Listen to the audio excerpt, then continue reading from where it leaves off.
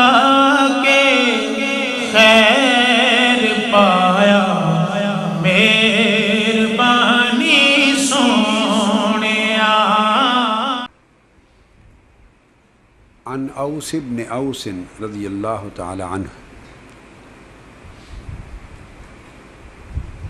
قال قال رسول اللہ صلی اللہ علیہ وآلہ وسلم ان من افضل ایامکم یوم الجمعہ۔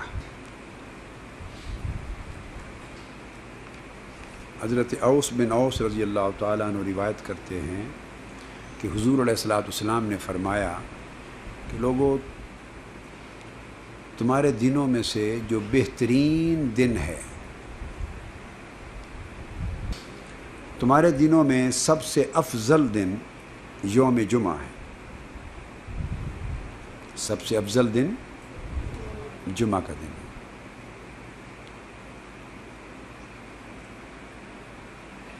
اب یہ ایک مقدمہ ہے جو بات حضور علیہ الصلوۃ والسلام نے ارشاد فرما دی کہ سب سے افضل جمیع ایام میں سے کون سا دن ہے؟ یوم جمعہ۔ اس کے بعد آقا علیہ السلام نے فرمایا فیہ خلق آدم، یہ وہ دن ہے جس میں آدم علیہ السلام کو پیدا کیا گیا۔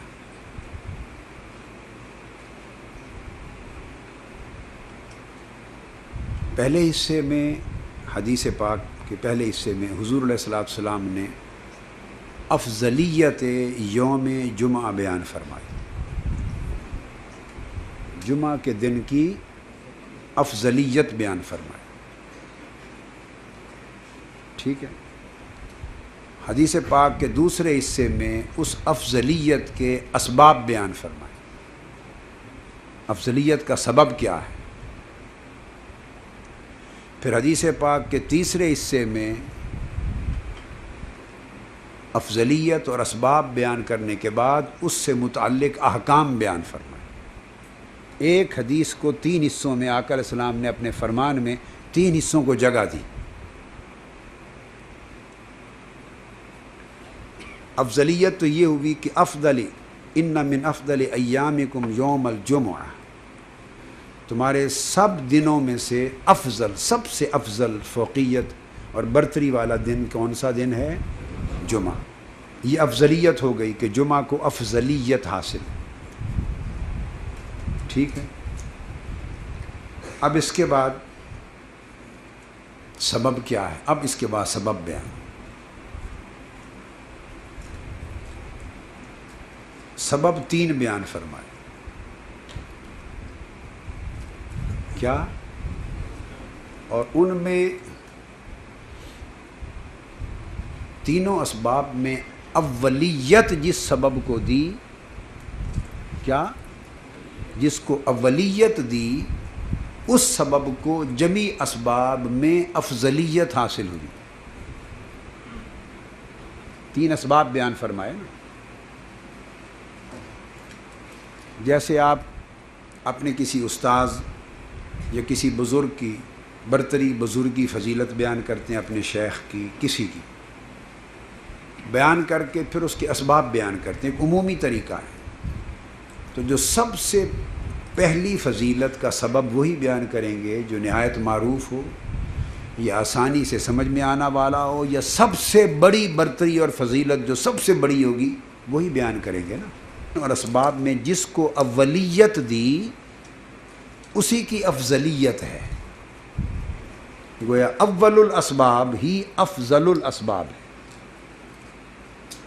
وہ کیا فرمایا؟ فیہ خلق آدم، جمعہ سب دنوں سے افضل اس لیے ہے کہ اس دن آدم علیہ السلام کی پیدائش کی گئی۔ تو یہ سبب افضلیت بن گیا، پیغمبر کی پیدائش کا دن ہونا۔ اس پیدائش نبی نے اس جمعہ کے دن کو تمام ایام پر افضلیت دی۔ اب اس سے ایک اصول منتزع ہوا، اس سے ایک اصول نکلا، اور اس اصول کا کوئی کسی اصول کے تحت انکار نہیں ہو سکتا۔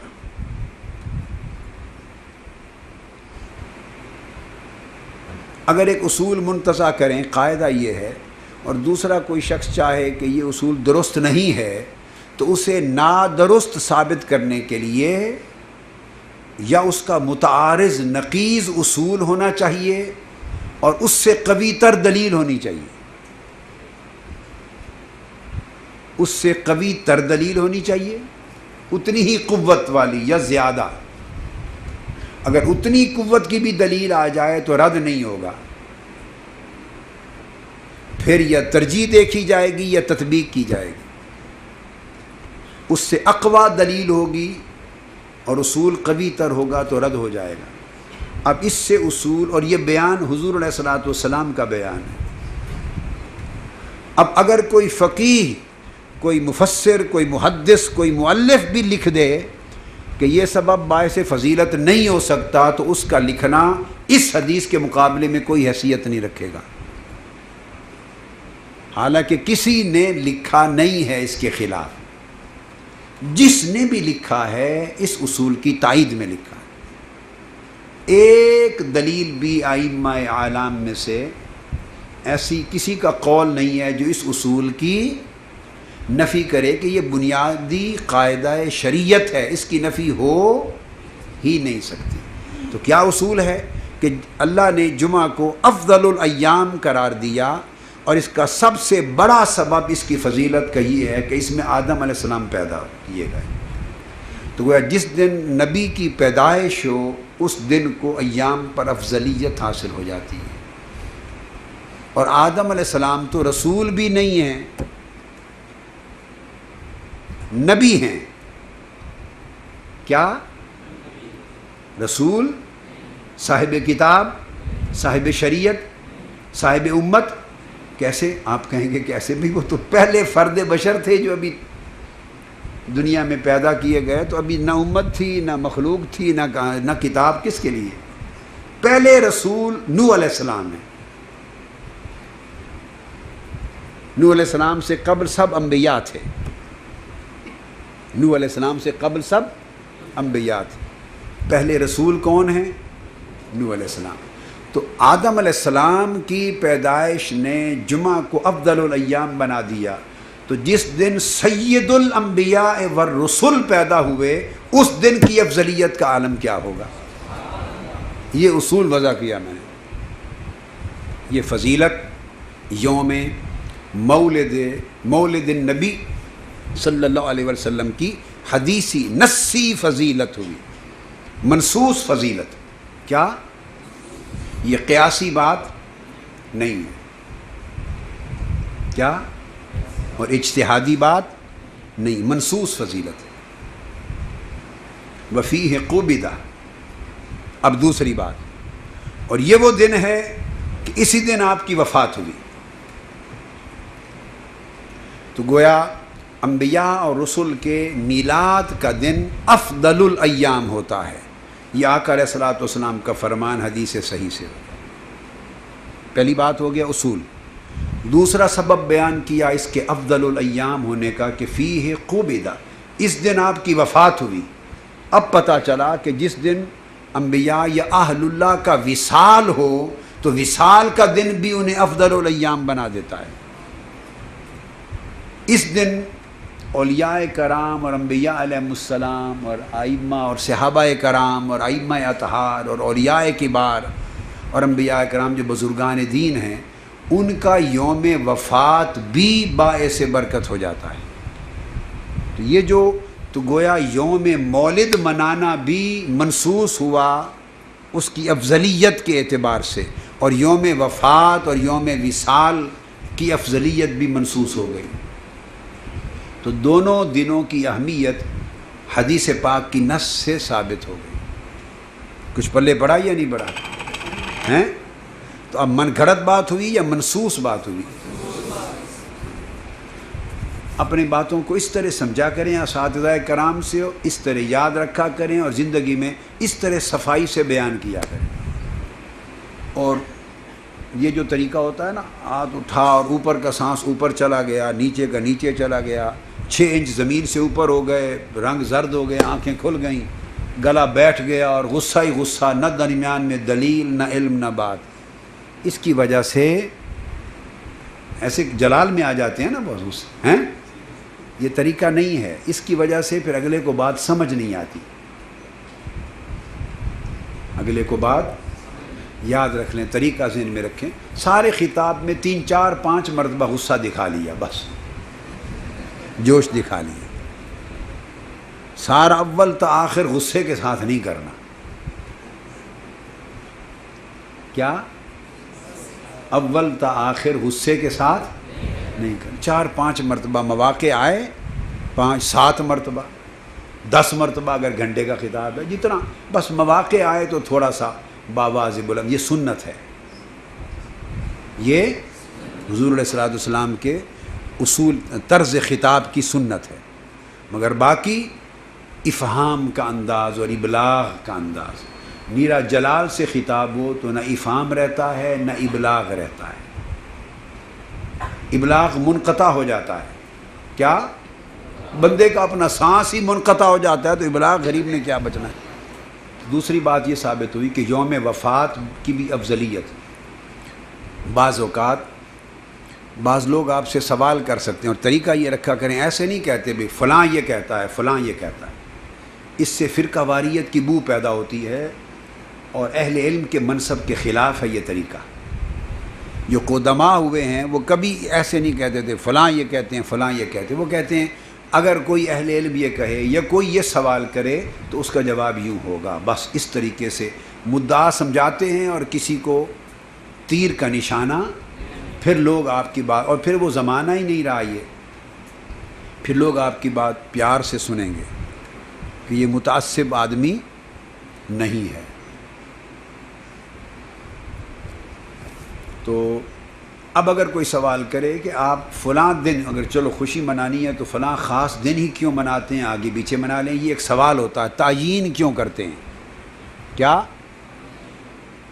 تو یہ تعیین مبنی بر فضیلت ہے، برائے برکت ہے، یہ تعیین تبرک ہے.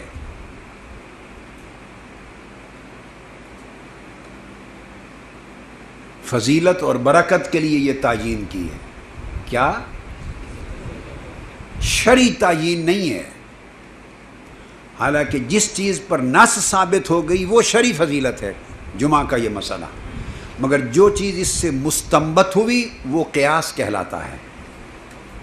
کیا ایک اصول نص سے جو استنباط کیا تو وہ جو فضیلت اخذ ہوئی وہ برائے تبرک، برائے فضیلت و برکت ہے، مگر دلیل اس کی نص سے شرعی ہوئی. دلیل نص سے شرعی ہوئی. آپ سمجھ گئے بات؟ تو وفات اس لیے کیوں کرتے ہیں اس خاص دن میں؟ اس لیے کہ اس خاص دن یا ولادت ہے آقا علیہ السلام کی یا بزرگوں کی وفات ہے، تو وفات کے دن کا دن ہونا بھی باعث افضلیت ہے. تو اب افضلیت کیا ہوتی ہے؟ اب یہ سمجھو اس دن کی افضلیت کیا ہے. اگر افضلیت فی الذات ہو، کیا، اور وہ متعدی نہ ہو، اس کی برکت متعدی لازم ہو فضیلت اس شے کے نفس اور ذات کے ساتھ، اور متعدی یعنی دوسرے تک پہنچنے والی، اس فضیلت کا کوئی فائدہ دوسرے کو نہ پہنچے، تو اپنی ذات میں فی نفس سے ہی فضیلت کوئی فضیلت نہیں ہوتی. مثلا جمعہ کا دن افضل الایام ہے اور ثواب ہفتے کے دن کے مقابلے میں ایک رتی بھی اگر زیادہ نہ ملے جمعے کے دن کے عمل کا تو افضل الایام کیسے ہوا؟ جو ثواب ہفتے کے دن کسی عمل کے کرنے کا ملنا ہے وہی جمعے کو بھی ملے، جو اتوار کے دن ملنا ہے وہی جمعے کو ملے، جو بدھ کو کرنا ہے منگل کو اتنا ہی ثواب اگر جمعہ کو ملے. میری بات سمجھیں، کوئی بھی عمل لے لیں تو افضل الایام کیسے ہوا؟ پھر اس جمعہ کے دن میں کوئی جنت میں درجات پانے ہیں کہ وہ بڑے اونچے درجے پر فائز کیا جائے گا جنت میں، وہ فضیلت کیا ہوگی؟ سمجھ آگے؟ تو فضیلت ہمارے لیے ہے، فضیلت ہمارے لیے، ہمیں اس سے زیادہ نفع پہنچے تو فضیلت بنتی ہے. اب آپ کے ذہن میں سوال آ سکتا ہے کہ یہ جو نکتہ میں نے بتایا کہ فضیلت کا فائدہ تب ہے کہ ہمیں اس کا نفع پہنچے. ٹھیک ہے، آپ پوچھ سکتے ہیں کہ اس بات کی بھی کوئی دلیل ہے؟ عقلی تو دلیل درست ہے، عقل تو مانتی ہے اس بات کو کہ اگر دوسرے کو نفع نہ پہنچے، مثلا کہتے ہیں کہ یہ ڈاکٹر بہت قابل ہے، اس جیسا ڈاکٹر ہی کوئی نہیں، اور شفا یاب ایک مریض بھی اس کے ہاتھ پہ نہ ہو، جو جائے وہ سیدھا قبرستان روانہ ہو جائے، تو وہ سب سے بڑا ڈاکٹر کس معنی میں ہوا؟ بولیے. وہ امراض کو سمجھے، تشخیص کرے، علاج کرے، لوگ کثرت سے شفا یاب ہوں، فیض دوسروں کو پہنچے تو وہی اس کو بڑا بنائے گا نا. تو جس سے فیض ہی کوئی نہیں، وہ بڑائی کیا ہوئی؟ تو افضلیت بنتی ہی تب ہے کہ جب اس سے دوسروں کو برکت دوسرے ایام کے مقابلے میں زیادہ پہنچے. کوئی یہ بات ذہنوں میں بھی رہے گی یا بس بھول جائے گی؟ اب آپ پوچھ سکتے ہیں کہ یہ بات عقل کو تو لگتی ہے، کوئی نقل کی بھی دلیل ہے؟ ہاں، وہ بھی اسی حدیث میں ہے. اب دوبارہ غور کریں، آقا علیہ السلام نے فرمایا ان من افضل ایامکم یوم الجمعہ، تمہارے دنوں میں سب سے افضل دن جمعہ ہے. یہ جو ایامکم خطاب کیا ہے تمہارے دنوں میں، اس میں اشارہ اس بات کی طرف ہے کہ تمہیں اتنا اجر کسی اور دن میں نہیں ملے گا جتنا جمعہ کے دن عمل کرنے کا ملے گا. یہ ایامکم کی اضافت میں اس بات کا اشارہ ہے، ورنہ وہ ہمارا بنایا ہوا دن ہے. ہمارے دن کیسے ہوئے؟ دن تو سب اللہ کے ہیں. ایام اللہ، دن تو سب اللہ کے تخلیق کردہ ہیں، تو ہمارے دن کیسے ہوئے؟ اشارہ اس عمل کی طرف ہے کہ جتنے دن ہیں اور تم ان میں جو عمل بھی کرتے ہو ان کا اجر ملتا ہے، مگر تمہیں سب ایام کے مقابلے میں سب سے زیادہ اجر اور برکت اور خیر ملے گی یوم جمعہ کو. اس وجہ سے وہ افضل الایام ہے، افضل ایامکم ہے. جو اضافت ہے ایامکم، اس میں اشارہ ہے اس بات کی طرف کہ اس دن میں جو عمل کریں گے باقی ایام کے مقابلے میں زیادہ برکت ملے گی. یہ سبب تعیین ہو گیا.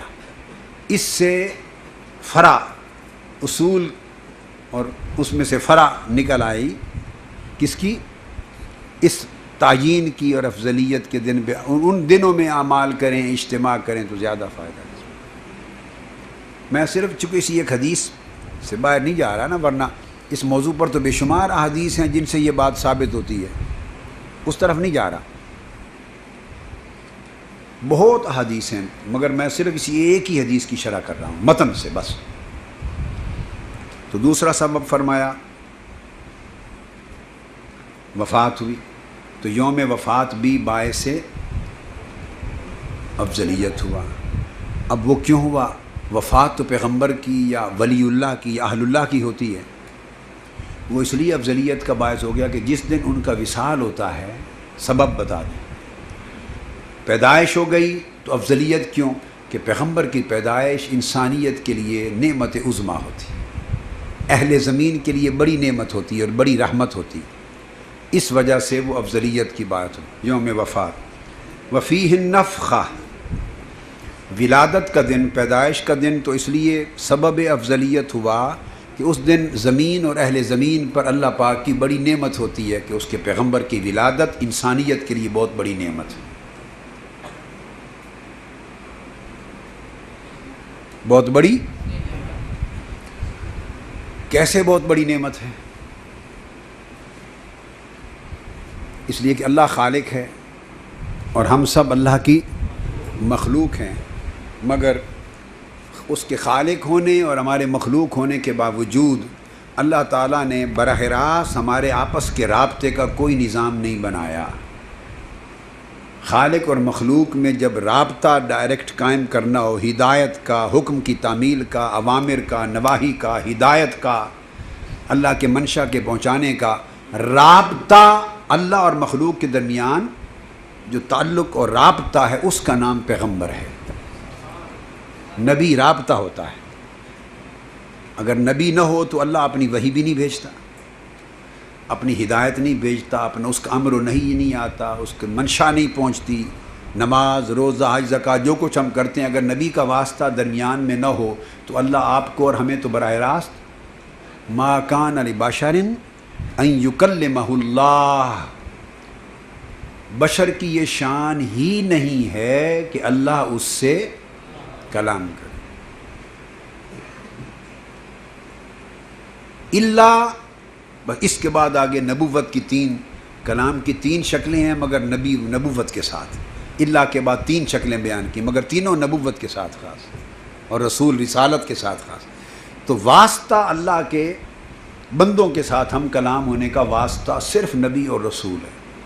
تو چونکہ نبی کی پیدائش کا مطلب ہے کہ اے لوگو آج تمہارے اور اللہ کے درمیان واسطہ قائم ہو گیا، رابطہ قائم ہو گیا۔ یہ اس سے بڑی نعمت اور کیا ہے؟ یہ ہے ولادت کا دن کہ رابطہ بین الخالق والمخلوق کا چشمہ اس دن پھوٹ پڑتا ہے۔ سمجھ آئی ہے بات کی بیٹے؟ اور پھر اللہ کی ساری نعمتیں، ہدایت کی نعمتیں نبی کے ذریعے ملتی ہیں۔ تو وفات کا دن سبب افضلیت کیوں ہوا؟ تو وفات ہو گئی، وہ تو وفات ہو گئی، تو وہ الٹا نعمت منقطع ہو گئی۔ ظاہر عقل یہ کہتی ہے کہ نعمت جو تھی وہ تو اب منقطع ہو گئی، تو وفات کا دن کیسے نعمت بن گیا؟ تو یہی تو سمجھنے والی بات ہے۔ یہ سمجھنا کہ نعمت منقطع ہو گئی یہ ہماری عقل مادی کی اختراع ہے۔ وفات کے دن کو بھی باعث افضلیت بنانے کا مطلب ہے کہ وفات کے دن بھی نعمت منقطع نہیں ہوتی بلکہ اس میں اور اضافہ ہو جاتا ہے،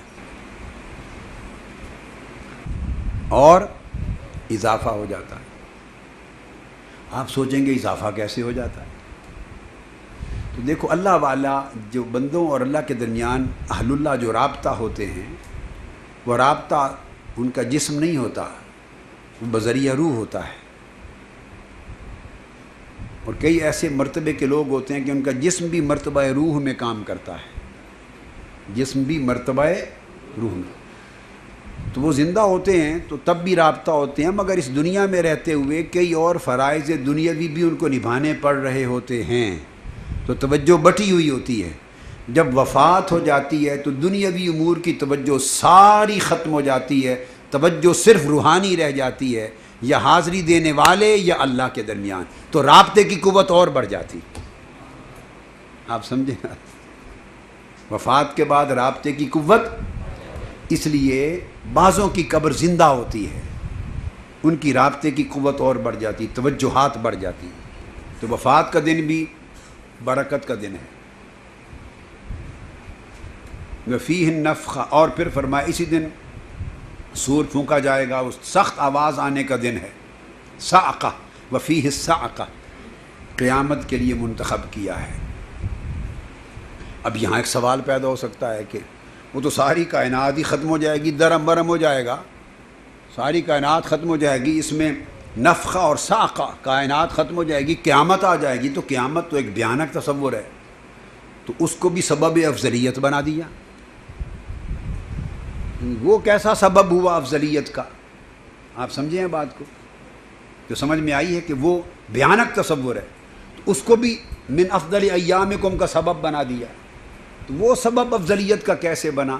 تو ہاں، اس میں بھی ایک عظیم سبب ہے افضلیت کا۔ وہ کیا؟ کہ اب ہم آقا علیہ السلام سے پھوٹے ہوئے ہیں، چاہیں بھی تو تک نہیں سکتے۔ قیامت کا دن سب پھوٹے ہوئوں کو ملا دے گا، اور سب حضور کے لوائے حمد میں جمع ہو جائیں گے، اور سب نکلیں گے تو امت براہ راست آقا سے یوں ملے گی جیسے صحابہ کرام ملتے تھے۔ تو اس لیے اس سے بڑی خوش نصیبی کا دن اور کیا ہوگا کہ سب امتیں اپنے نبیوں سے، اور سب نبی اور امتیں پھر آقا سے، اور حضور اس دن پھر لوائے حمد اور مقام محمود پہ کھڑے ہو کے شفاعت فرمائیں گے۔ تو اہل ایمان کے لیے تو قیامت سے بڑا عظیم دن ہی کوئی نہیں ہے۔ بھیانک ہوگا بھیانک لوگوں کے لیے، بھیانک ہوگا بھیانک اعمال اور بھیانک عقیدہ رکھنے والوں کے لیے بھیانک ہوگا۔ کہ قیامت کا دن بھی مؤمنین کے لیے خوشخبری کا دن ہے، بشارت کا دن ہے۔ کیا؟ بشارت کا دن ہے۔ ان کے لیے تو وہ 50,000 سال کی مصائب و آلام کا دن ہے ہی نہیں، ان کے لیے تو عصر کی 4 رکعتوں جتنی دورانیے کا علم ہے اور دیدار الہی کا دن ہے، تو قیامت کا دن تیسرا سبب افضلیت ہوا۔ تو 3 سبب سمجھ گئے، اب آ گئے احکام۔ تو یا رسول اللہ صلی اللہ علیہ وسلم پھر سمجھ گئے کہ افضل الایام ہے جمعہ۔ اسی طرح جیسے یہ بیان فرمایا مسلم شریف میں، آقا علیہ السلام سے پوچھا گیا، سئل رسول اللہ صلی اللہ علیہ وآلہ وسلم عن صیام یوم الاثنین، پیر کے دن کے روزے کے بارے میں سوال کیا گیا کہ یا رسول اللہ صلی اللہ تعالیٰ علیہ وسلم، پیر کے دن کا روزہ رکھنا کیسا ہے؟ تو سائل نے سوال کیا، سائل کے علم میں تھا اور پیر کے دن کے روزے کا حکم پہلے سے تھا۔ پیر کے دن کا روزہ، جمعرات کا روزہ، ایام بیس کے روزے، یوم عاشوراء کا وغیرہ جو صیام تطوع ہیں، ان کے احکام پہلے سے صحابہ کرام کو معلوم تھے۔ تو کسی نے پوچھا پھر پیر کے دن کا روزہ، اس کی خاص فضیلت کیا ہے؟ یہ بات سمجھیں، آقا علیہ السلام نے اس حدیث کے ذریعے پیر کے دن کے روزے کا حکم صادر نہیں فرمایا۔ یہ فرق ہے بات میں، حکم الگ احادیث ہیں آقا علیہ السلام کی پیر کے دن کے روزے کی، حکم پہلے سے موجود تھا۔ تو کسی نے جب پوچھا کہ صیام یوم الاثنین، پیر کے دن کے روزے کا حکم کیسے ہے، کیا سبب ہے، غالباً وہ اس کی خاص فضیلت یا کسی خاص سبب کا دریافت کرنا چاہ رہے تھے۔ اس پر آقا علیہ السلام نے جواب دیا، پیر کے دن کے روزے فیہ ولدت وبعثت، پیر کے دن کی فضیلت روزے کی یہ ہے کہ یہ دن میرا یوم میلاد ہے، اس دن میری ولادت ہوئی، اس دن میری ولادت ہوئی، اور اس دن میری بعثت ہوئی، یعنی مجھ پر قرآن مجید کا نزول ہوا۔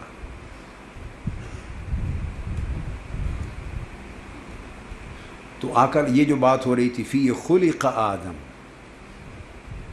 دوسری حدیث صحیح سے جو بخاری اور مسلم کی حدیث صحیح سے اس سے زیادہ قوی روایت کے ساتھ تصریح ہو گئی کہ سبب فضیلت اس دن کی حضور علیہ الصلوۃ والسلام نے فرمایا میری ولادت ہے۔ جمعہ کا سبب فضیلت تخلیق آدم ہے، چونکہ ماں باپ کے بغیر ولادت پیدائش کی گئی اللہ نے دست قدرت سے، تو لفظ ولادت استعمال نہیں کرتے، مگر معنی تو معنوی اعتبار سے تو وہی چیز ہی ہے نا، تخلیق، دنیا میں ان کو پیدا کیا جانا۔ وفیہ ولدت، تو یہ میری ولادت کا دن ہے۔ تو گویا اس دن کا بھی سبب فضیلت حضور کا یوم ولادت ہونا ہوا، سمجھ گئے؟ اب یہاں برسبیل تذکرہ ایک جملہ معترضہ آتا ہے، ایک سوال پیدا ہو سکتا ہے، سوال پیدا ہو سکتا ہے، یا کوئی آپ سے یہ سوال کر سکتا ہے کہ پھر آپ حضور کے ولادت کے دن روزہ کیوں نہیں رکھتے؟ آپ تو جشن مناتے ہیں، حضور نے تو فرمایا روزہ رکھو۔ سوال بنتا ہے یا نہیں؟ جی جواب سمجھ لیں، حضور علیہ السلام نے حکم نہیں دیا، جواب دے رہا ہوں کہ پیر کے دن چونکہ میں پیدا ہوا ہوں اس لیے روزہ رکھا کرو، اگر یوں فرما دیتے تو حکم ہو جاتا۔ یہ بڑی خاص بات ہے، حکم نہیں دیا روزہ رکھنے کا، اس سبب سے حکم علی الاطلاق ان ایام کا دے دیا تھا۔ کسی نے پوچھا کہ یہ جو دن چنے گئے خاص جمعہ، یہ جو دن چنے گئے، تو پیر کے دن کا جو روزہ ہے اس میں جو پیر کے دن کے انتخاب کا سبب کیا ہے؟ یعنی وہ اس دن کی وجہ فضیلت پوچھنا چاہتا تھا سائل، اس دن کی وجہ فضیلت پوچھنا چاہتا تھا۔ تو آقا علیہ السلام نے اس کلمہ کے علاوہ پھر آگے امر نہیں فرمایا، آگے امر یعنی یوں نہیں فرمایا کہ سومو فیہ لأنہ یوم ولدت فیہ، ایسے نہیں فرمایا۔ جب سوال سن کر فرمایا فیہ ولدت، اس دن میں پیدا ہوا ہوں، میری ولادت ہوئی ہے اور مجھے نبوت کا اعلان کیا، میں نے بعثت ہوئی۔ گویا آپ نے سبب فضیلت یوم الاثنین بیان کیا.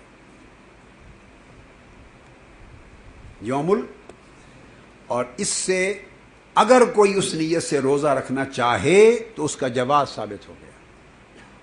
شکرانے تشکرن روزہ رکھنا چاہے تو جواز ہوا، مگر حکم نہیں ہوا. اور اس کے مقابلے میں وہ آیت جو ہے وہ قوی تر ہو گئی جو نص سے سری ہے حکم میں، فَلْيَفْرَحُوا، خوشی مناؤ. قُلْ بِفَضْلِ اللَّهِ وَبِرَحْمَتِهِ فَبِذَلِكَ فَلْيَفْرَحُوا. جس دن اللہ کی نعمت ہو اس دن خوشی مناؤ. تو وہ آیت جو نص ہے وہ سری ہوئی خوشی منانے پر، اس سے جواز ملا، اس سے امر ہوا، وہ حکم ہوا. اس سے اباحت اور تخییر ثابت ہوئی، آپ کا اختیار ہے، مگر باقی اس دن کے علاوہ پورا سال رکھو پیر کے دن روزہ، چونکہ میری ولادت کا دن ہے، یہ فضیلت ہے، تمہیں اجر ملے گا، تمہیں اجر ملے گا. جیسے عیسیٰ علیہ السلام کی دعا کہ جس دن مائدہ اترا تاکہ وہ دن تکون لنا عیدا لاولنا واخر، تو وہ دن عید کا دن بن جائے. تو یہ وجہ فضیلت، جس دن کوئی خاص نعمت اترے اس نعمت کا اترنا وجہ فضیلت ہوتا ہے. اور ان سب وجوہ سے اعلیٰ وجہ اور اعلیٰ سبب ولادت پیغمبر ہوتی ہے صلی اللہ تعالی وسلم. اب حکم یہ سمجھ آ گیا کہ سبب افضلیت جمعہ کا یہ ہے، تو پھر حکم کیا ہے، کیا کریں؟ پیغمبر کی ولادت کا دن ہے جمعہ، تو جمعہ کو یہ شرف اس وجہ سے ملا کہ آدم علیہ السلام کی تخلیق کا دن ہے. تو آقا تو حکم کیا ہے، کیا کریں؟ فرمایا تو جس دن پیغمبر کی ولادت کا دن ہو، یوں تو سارے اعمال کا درجہ اور ثواب بڑھ جائے گا، مگر سارے اعمال میں افضل ترین عمل جو آقا نے پھر ایک بیان کیا، افضل ترین عمل جو اس دن کی مناسبت سے بیان کیا، وہ فرمایا فَأَكْثِرُوا عَلَيَّ مِنَ الصَّلَاةِ فِيهِ، اس دن سب سے بڑھ کر مجھ پر درود و سلام پڑھا کر. تو گویا یوم ولادت کا سب سے گہرا تعلق اور رابطہ یوم میلاد کا حضور پر صلوات و سلام کے ساتھ ہو گیا. اور اس پر قیاس کر کے پورے مہینے پہ بھی قیاس کر لیں. یوم یہ مہینہ میلاد کا مہینہ، اس میں کثرت سے درود و سلام پڑھا کریں، کثرت سے اس مہینے میں پڑھیں، یوم کی اس برکت کو پورے مہینے پر پھیلا لیں. اور سبب کیا ہے؟ فَإِنَّ صَلَاتَكُمْ مَعْرُودَةٌ عَلَيَّ، کہ تمہارا صلات، تمہارا درود و سلام مجھ پر پیش کیا جاتا ہے. صحابہ کرام نے عرض کیا یا رسول اللہ صلی اللہ علیہ وآلہ وسلم، قالوا یا رسول اللہ کیف تورد صلاتنا علیک وقد ارمت، یا رسول اللہ کیا آپ کے وصال فرما جانے کے بعد بھی؟ انہوں نے اگلا سوال کیا کہ جب آپ کا جسد مبارک قبر انور میں رکھ دیا جائے گا اور آپ وصال فرما جائیں گے تو کیا تب بھی ہمارا درود آپ پر پیش کیا جائے گا بعد از وصال؟ یہ سوال کیا. اب یہاں ایک اور بات بتا دوں، بحث ہوتی ہے حیات جسمانی اور حیات روحانی کی، حیات جسمانی اور حیات، تو بعض یہ کہہ سکتے ہیں، یہ بعض احباب اہل علم یوں سوچتے ہیں کہ ہم بھی حضور کو حیات مانتے ہیں مگر آپ کی روح اقدس حیات ہے، روحانی حیات مانتے ہیں، جسمانی حیات نہیں. تو آپ سے پوچھا جا سکتا ہے کہ جسمانی حیات پہ دلیل کیا ہے؟ روحانی تو ہم مانتے ہیں، یہ حدیث جسمانی حیات پہ دلیل ہے، روحانی حیات زیر بحث ہی نہیں ہے. اس لیے کہ سوال ہے کیف تورد صلاتنا علیک وقد ارمت، جب جسد مبارک خاک میں ملا دیا جائے گا، مٹی میں خاک قبر میں رکھ دیا جائے گا تو کیا تب بھی پیش کیا جائے گا؟ تو روح تو خاک میں نہیں ملائی جاتی، خاک میں تو رکھا ہی جسد جاتا ہے، خاک میں تو رکھا ہی جسد جاتا ہے. اور صحابہ کرام اتنے کم علم تو معاذ اللہ نہیں تھے کہ وہ ان کا یہ عقیدہ ہو کہ وفات کے ساتھ روح بھی مر جاتی ہے. کہ وفات کے ساتھ روح بھی ختم ہو جاتی ہے. یہ صحابہ کرام کا عقیدہ. یہ تو جب یہ پوچھا کہ کیف تورد صلاتنا علیک وقد ارمت، تو یہ تو ان کے وہم و گمان میں بھی نہیں ہو سکتا تھا معاذ اللہ کہ وہ روحانی موت کی بات کر رہے ہوں، کہ کیا آپ کی روح روحانی طور پر بھی زندہ ہوں گے. ارمتا کا لفظ خاک میں ملانا، تو روح تو نہیں مٹی میں ملائی جاتی، مٹی میں تو جسم رکھا جاتا ہے. تو سوال ہی حیات جسدی کا کیا. سمجھ آ گئی بات؟ سوال ہی حیات جسمانی کا، حیات جسدی کا ہے. روح کی بحث ہی نہیں ہے یہاں، روح کی بحث ہی نہیں ہے، کیونکہ سوال ہی ہے قد ارمتا. یہ بات یاد رکھنا.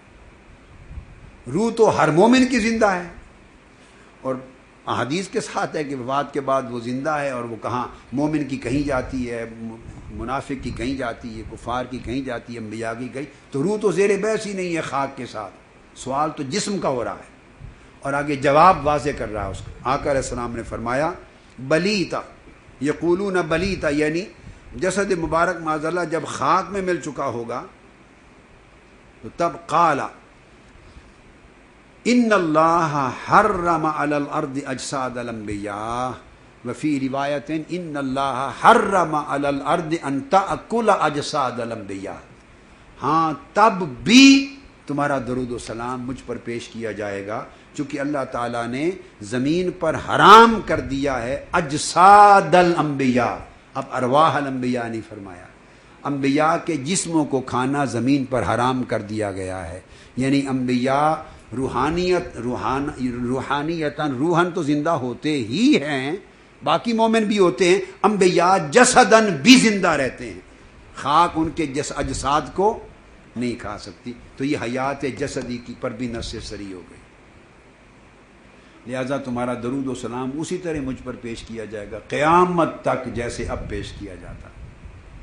رواہ ابو داود والنسائی و ابن ماجہ. اس کو سنن ابی داود میں اور نسائی میں اور ابن ماجہ میں روایت کیا گیا.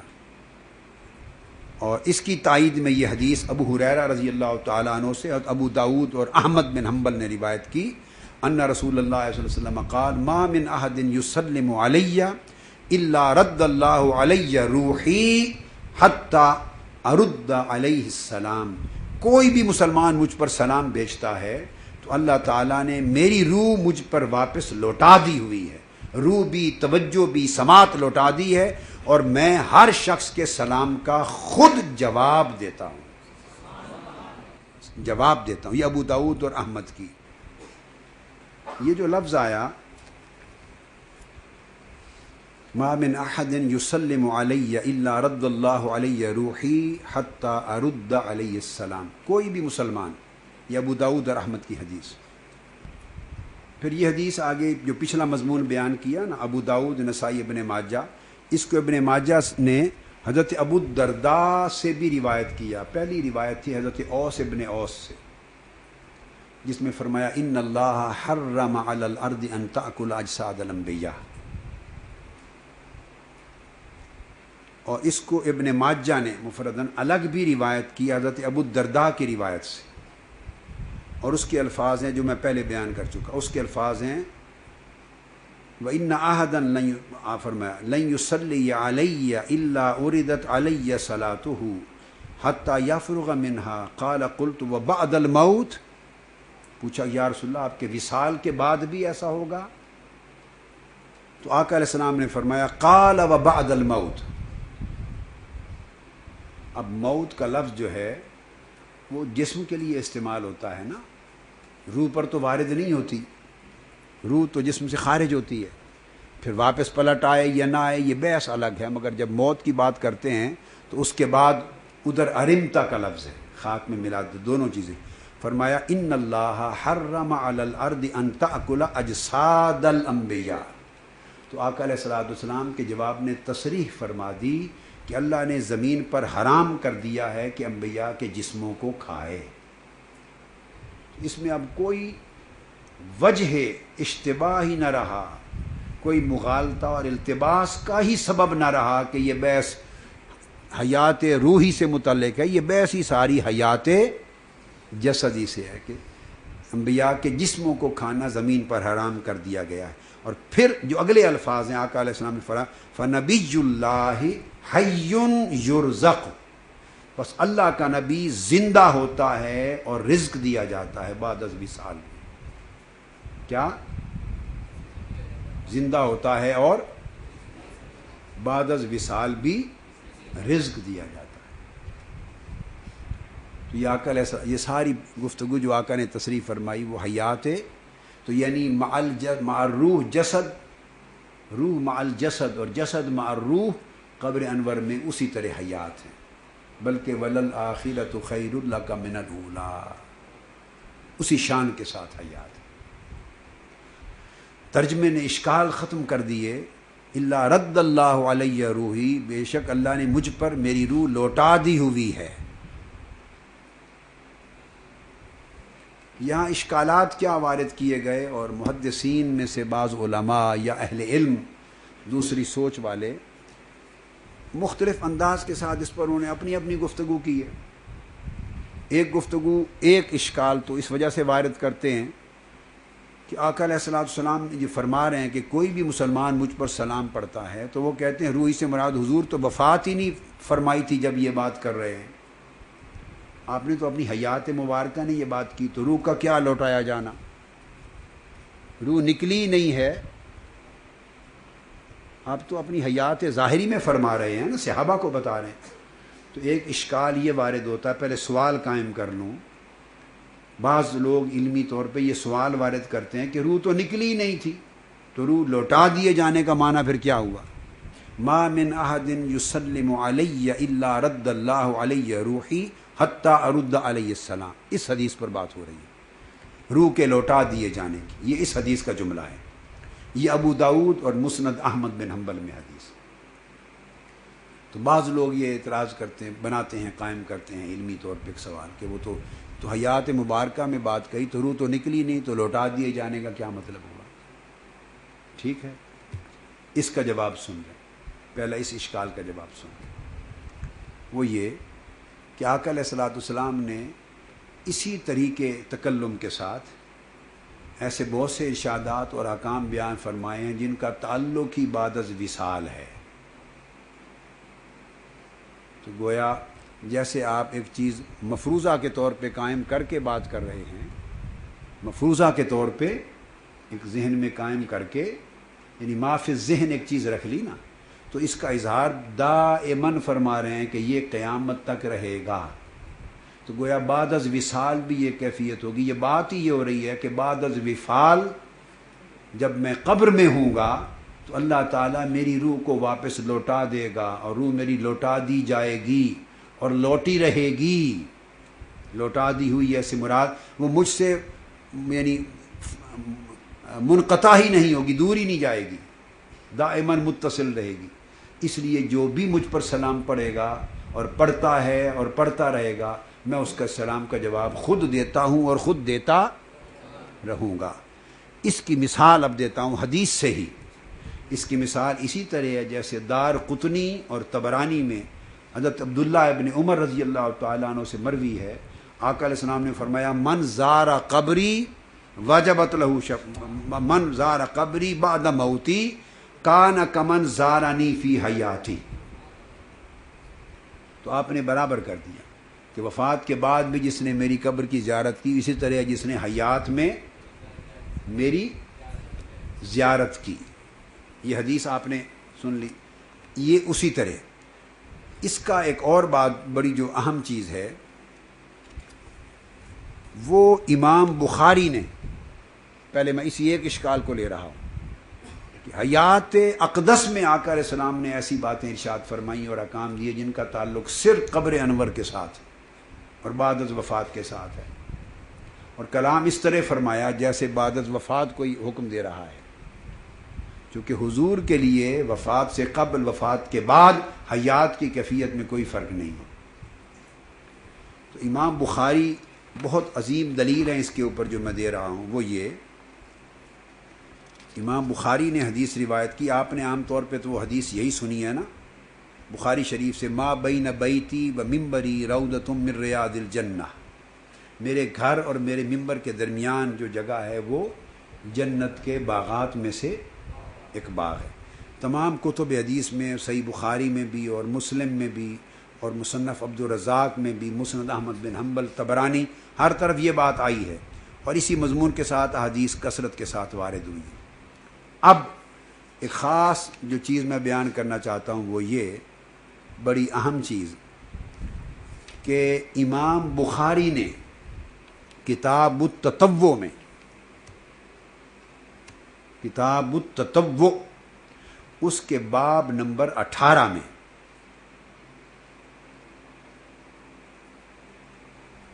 یہ حدیث بیان کی ہے، اور جو حدیث کا ترجمۃ الباب یعنی حدیث کا جو مفہوم امام بخاری نے عرض کیا، جو عنوان قائم کیا ہے، کیا حدیث ہے؟ ما بین بیتی و ممبری، میرے گھر اور ممبر کے درمیان کی جگہ جنت کا باغ ہے۔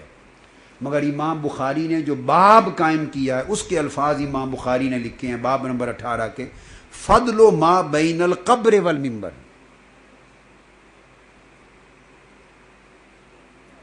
سمجھ گئے؟ اب حضور تو حیات ہیں تو قبر تو بنی نہیں ہے۔ یہ جواب ہے اس بات کا کہ حضور تو حیات ہیں، روح تو نکلی نہیں، تو لوٹا کیسے دی گئی؟ لوٹا کیسے دی گئی؟ آقا علیہ السلام تو حیات ہیں، اور اعتراض کرنے والے کا عقیدہ تو یہ ہے کہ نبی کو یہ معلوم نہیں کہ وفات کہاں ہوگی اور قبر کہاں ہوگی، یہ تو کچھ معلوم نہیں نبی کو، کل کیا ہوگا، اس کا تو عقیدہ یہ ہے نا۔ پتہ نہیں مکہ میں جا کے وفات ہوگی، طائف میں ہوگی، کہاں قبر ہوگی، اس کے مطابق تو نبی زندگی میں اپنی قبر کا تعین نہیں کر سکتا۔ امام بخاری نے اس حدیث میں ما بین بیتی و ممبری روضۃ من ریاض الجنہ پر باب قائم کیا ہے، فضل ما بین القبر والممبر، میری قبر اور میرے ممبر کے درمیان کے حصے کی فضیلت۔ یہ حدیث بیان کی ہے، اور جو حدیث کا ترجمۃ الباب یعنی حدیث کا جو مفہوم امام بخاری نے عرض کیا، جو عنوان قائم کیا ہے، کیا حدیث ہے؟ ما بین بیتی و ممبری، میرے گھر اور ممبر کے درمیان کی جگہ جنت کا باغ ہے۔ مگر امام بخاری نے جو باب قائم کیا ہے اس کے الفاظ امام بخاری نے لکھے ہیں باب نمبر 18 کے، فضل ما بین القبر والممبر۔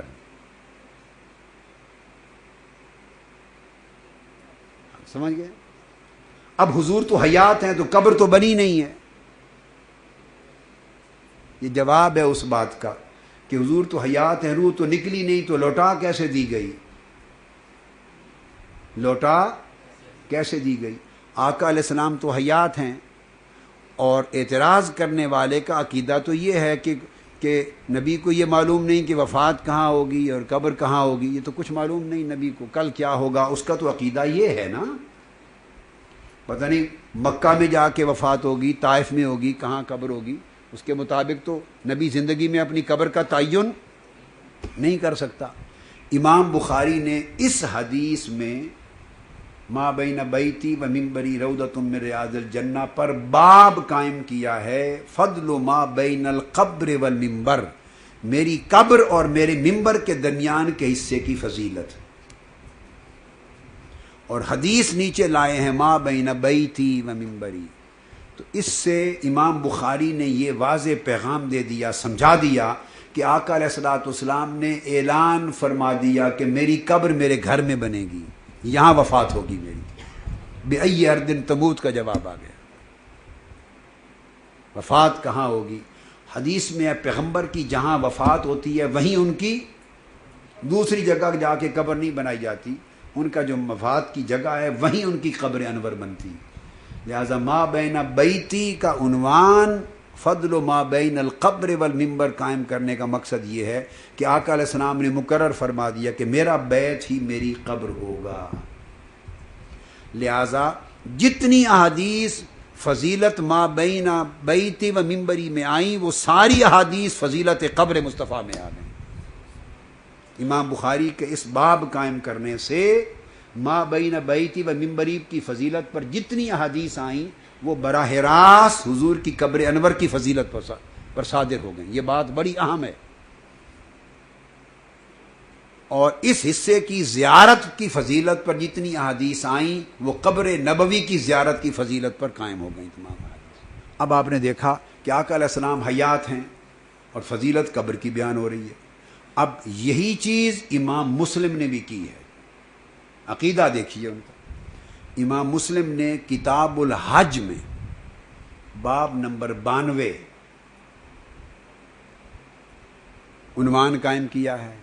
امام مسلم نے صحیح مسلم میں عنوان ما بین القبر والمنبر روضۃ من ریاض الجنہ، انہوں نے عنوان ہی پوری حدیث کا قائم کیا ہے قبر کے لفظ کے ساتھ، ما بین البیت نہیں کہا، حدیث ما بین بیتی، یعنی ایک بات میں ایک تیر میں دو شکار کر دیے، فضیلت زیارت قبر نبوی بھی بیان کر دی اور یہ بھی بتا دیا علم نبوت کا کہ حضور اشارہ دے گئے کہ میری قبر انور میرے بیت میں ہوگی، اور یہ جو گھر اور منبر کے درمیان جنت کا باغ کس لیے بنایا جانا تھا، اس کا سبب یہ ہے کہ یہ میری مکان قبر ہے۔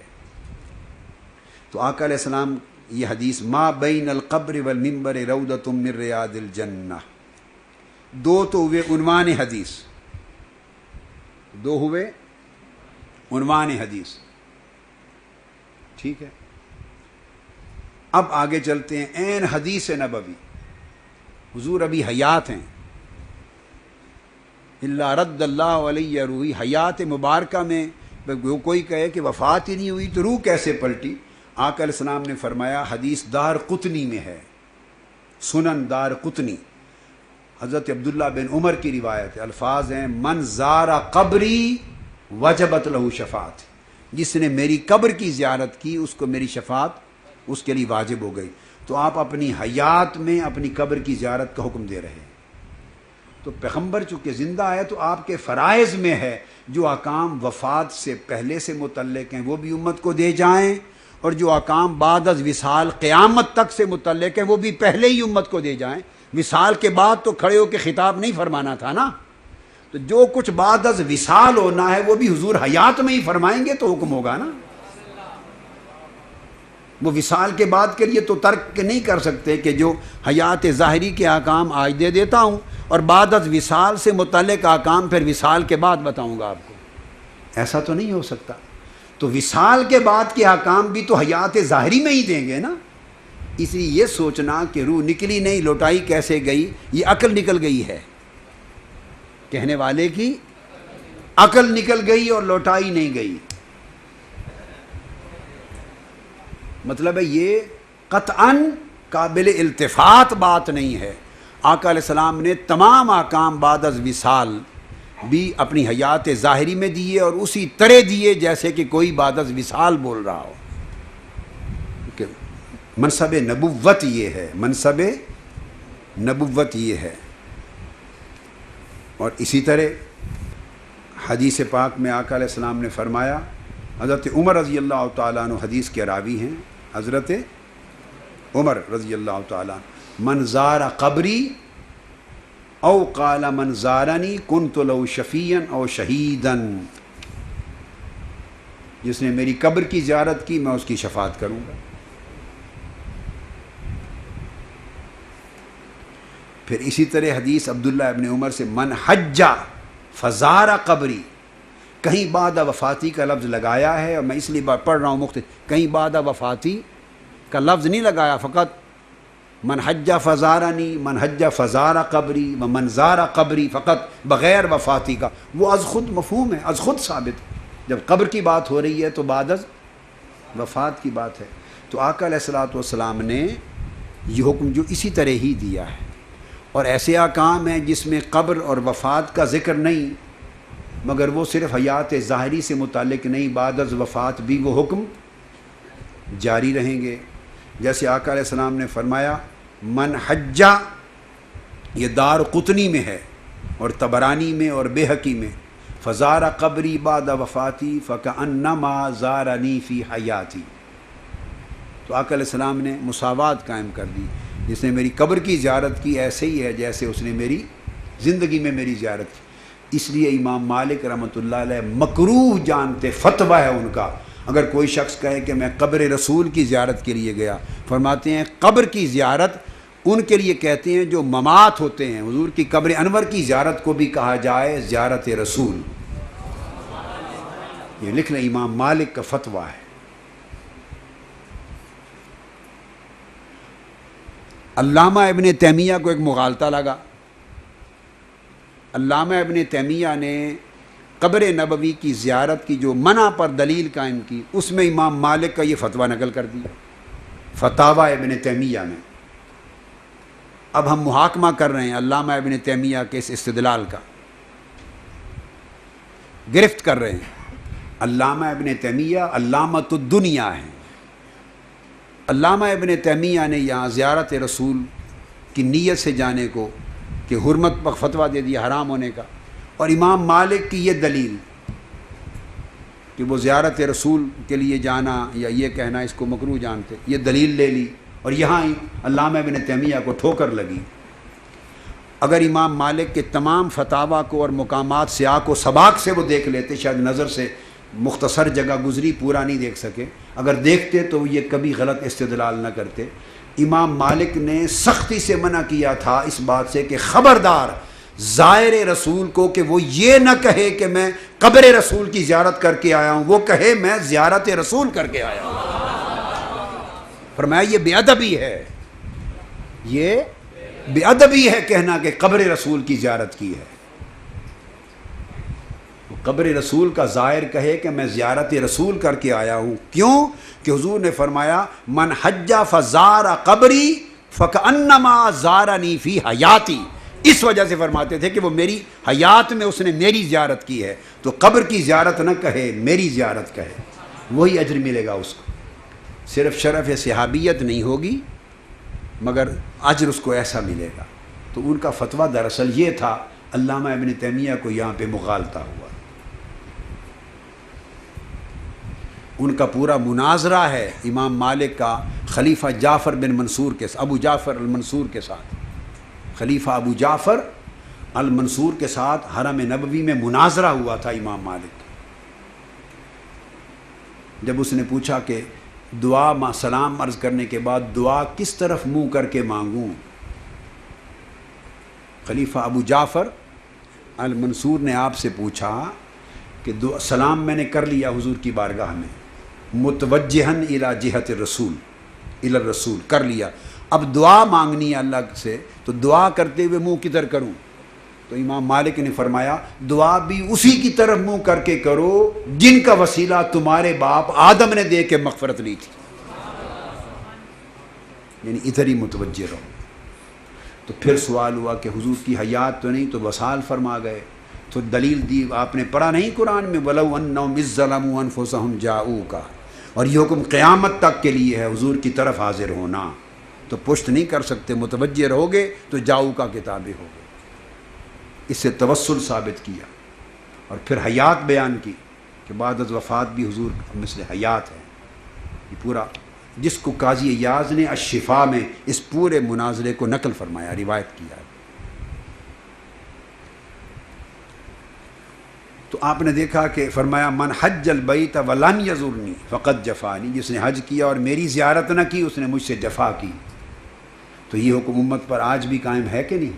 مگر بیان ایسے فرما رہے ہیں کہ حیات میں، بیان حیات میں فرما رہے ہیں، مگر ذکر سارا بعد از وصال ہے۔ تو یہ ایک تو یہ چیز میں نے آپ کو نمونے کے طور پہ دی۔ پھر دیکھیں ایسی احادیث ہیں آقا علیہ الصلوۃ والسلام سے مروی جس میں حضور علیہ السلام نے فرمایا، آقا علیہ السلام نے فرمایا، حدیث ابو داود میں ہی ہے، فرمایا لا تجعلوا بیوتکم قبورا ولا تجعلوا قبری عیدا وصلوا علی فإن صلاتکم تبلغنی حیث کنتم۔ یہ ابو داود، سنن ابو داود کی حدیث ہے، کتاب المناسک۔ اب یہ جب فرما رہے ہیں تو حیات ہی تھے نا ظاہراً، میں ورد اللہ علیہ روحی کی بات کر رہا ہوں کہ حضور حیات میں جو احکام بعد از وفات سے متعلق ہوں گے ان پر بھی کلام اسی طرح ہی فرمائیں گے جیسے بعد از وفات کلام کیا جانا بنتا ہے۔ تو وہ کیونکہ قبل از وفات اور بعد از وفات کے احکام حضور ہی نے امت کو عطا کرنے ہیں۔ تو آقا علیہ السلام نے فرمایا، ابو ہریرہ رضی اللہ تعالیٰ عنہ سے روایت ہے، سنن ابی داؤد میں کتاب المناسک باب و زیارت القبور، اور مسند احمد بن حنبل وغیرہ میں سب آئی۔ آقا علیہ السلام نے فرمایا، اپنے گھروں کو قبریں نہ بنا لو، اپنے گھروں کو قبر یعنی قبرستان نہ بنا لو، کہ کبھی نماز ہی نہ پڑھو گھر میں۔ اشارہ اس امر کی طرف تھا کہ نوافل، تہجد اور نفلی نمازیں یا فرائض کے بعد سنتیں، نوافل اپنے گھروں میں نفلی نمازیں ادا کیا کرو۔ قبرستان وہ جگہ ہے جہاں نماز نہیں پڑھی جاتی، تو گھروں کو نمازوں سے خالی نہ کر دو۔ وَلَا تَجْعَلُوا بُيُوتَكُمْ قُبُورًا، اپنے گھروں کو قبرستان کی مانند نہ بنا دو، یعنی نماز پڑھا کرو۔ اور پھر فرمایا وَلَا تَجْعَلُوا قَبْرِي عِيدًا، اور میری قبر کو عید نہ بنا دو، یعنی عید گاہ نہ بنا دو، عید نہ بنا دو۔ تو حضور کب فرما رہے ہیں؟ اس وقت قبر تھی؟ حکم فرمایا میری قبر کو عید نہ بنا دو، عید گاہ نہ بنا دو۔ تو حیات ہیں مگر بات یہ فرما رہے ہیں، تو لہٰذا یہ اعتراض رد ہو گیا۔ آقا علیہ السلام کی حدیث کثیر تعداد میں ہیں کہ جیسے ایسے احکام فرمائے جو وفات سے بعد کے ہیں، مگر اس طرح بیان فرمائے جیسے حیات میں باقی احکام بیان کرتے ہیں۔ لہٰذا یہ اشکال قابل التفات نہ رہا کہ روح تو نکلی نہیں، لوٹی کیسے؟ تو قبر تو بنی نہیں تو عید کیسے نہ بنائیں؟ قبر تو بنی نہیں تو زیارت کیسے کریں؟ ایک ہی بات ہوگی۔ اب یہاں ایک اور ضمناً اشکال آ گیا، اس حدیث کو دلیل بنایا جاتا ہے حضور کی قبر انور کی زیارت کی منع کے لیے، معاذ اللہ، کہ زیارت قبر نبی کی نیت سے نہ جائیں، کیونکہ حضور نے منع فرمایا کہ میری قبر کو عید نہ بنا لو، اجتماع نہ کیا کرو۔ کیا؟ اجتماع نہ کیا کرو قبر کی زیارت کے لیے، اس کو دلیل بناتے ہیں، اور یہ دلیل بے دلیل ہے، غلط ہے۔ یہ معنی لینا، یہ باقی احادیث نبوی کے ساتھ ان کا تعارض آتا ہے، ٹکراؤ آتا ہے۔ پھر سوال پیدا ہوگا اگر ان کے ساتھ تعارض آتا ہے تو پھر اس کا معنی کیا ہے؟ تو ہاں وہ سن لیں معنی کیا ہے۔ آقا علیہ السلام نے فرمایا عید سال کے بعد آتی ہے، عید وہ یوم ہے جو سال کے بعد پلٹ کے آتا ہے۔ تو فرما رہے ہیں گھروں کو قبرستان نہ بناؤ کہ نمازیں پڑھنا ہی چھوڑ دو۔ وَلَا تَجْعَلُوا قَبْرِي عِيدًا، اور میری قبر کو عیدگاہ نہ بناؤ کہ سال کے بعد جب حج کیا تو پلٹ کے اس وقت میری قبر پہ آؤ، نہیں ہر روز ہر وقت آتے رہا کرو۔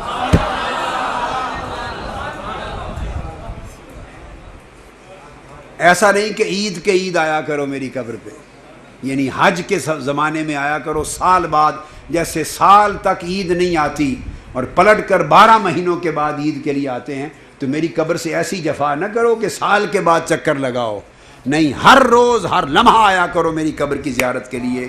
یہ اسی طرح ہے جیسے حیات نے میری زیارت کی۔ یہ عید لا تجعلوا قبری عیدا کا یہ معنی ہے۔ آپ سمجھ گئے بات کو؟ یہ تو مفہوم ہے نا بیٹے، یہ تو مفہوم ہے۔ کسی کے فہم میں وہ بات آ گئی، ہمارے فہم میں یہ بات آ گئی، اور پھر اس کے اندر ایک دلیل ہے، وہ یہ کہ علت منع کیا ہے۔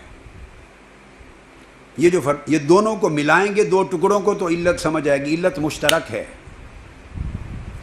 اب آپ دیکھ لیں گے جب دونوں کے دلائل کے اندر علت کو دیکھیں گے تو یہ علت قوی نظر آئے گی، علت مشترک ہے۔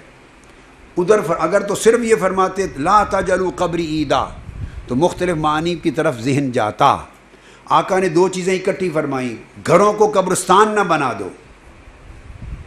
اب یہ جو فرمایا لا تجعلوا بیوتکم قبورا، گھروں کو قبور قبرستان نہ بنا دو، تو یہ حکم دے کر حضور دراصل حکم کیا دینا چاہتے ہیں؟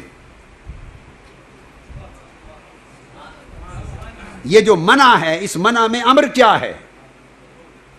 منع بھی ایک طریق امر ہے، منع بھی ایک امر ہوتا ہے۔ شراب نہ پیو تو امر ہے کہ نہیں حرمت شراب کا؟ آپ سمجھے ہیں نا؟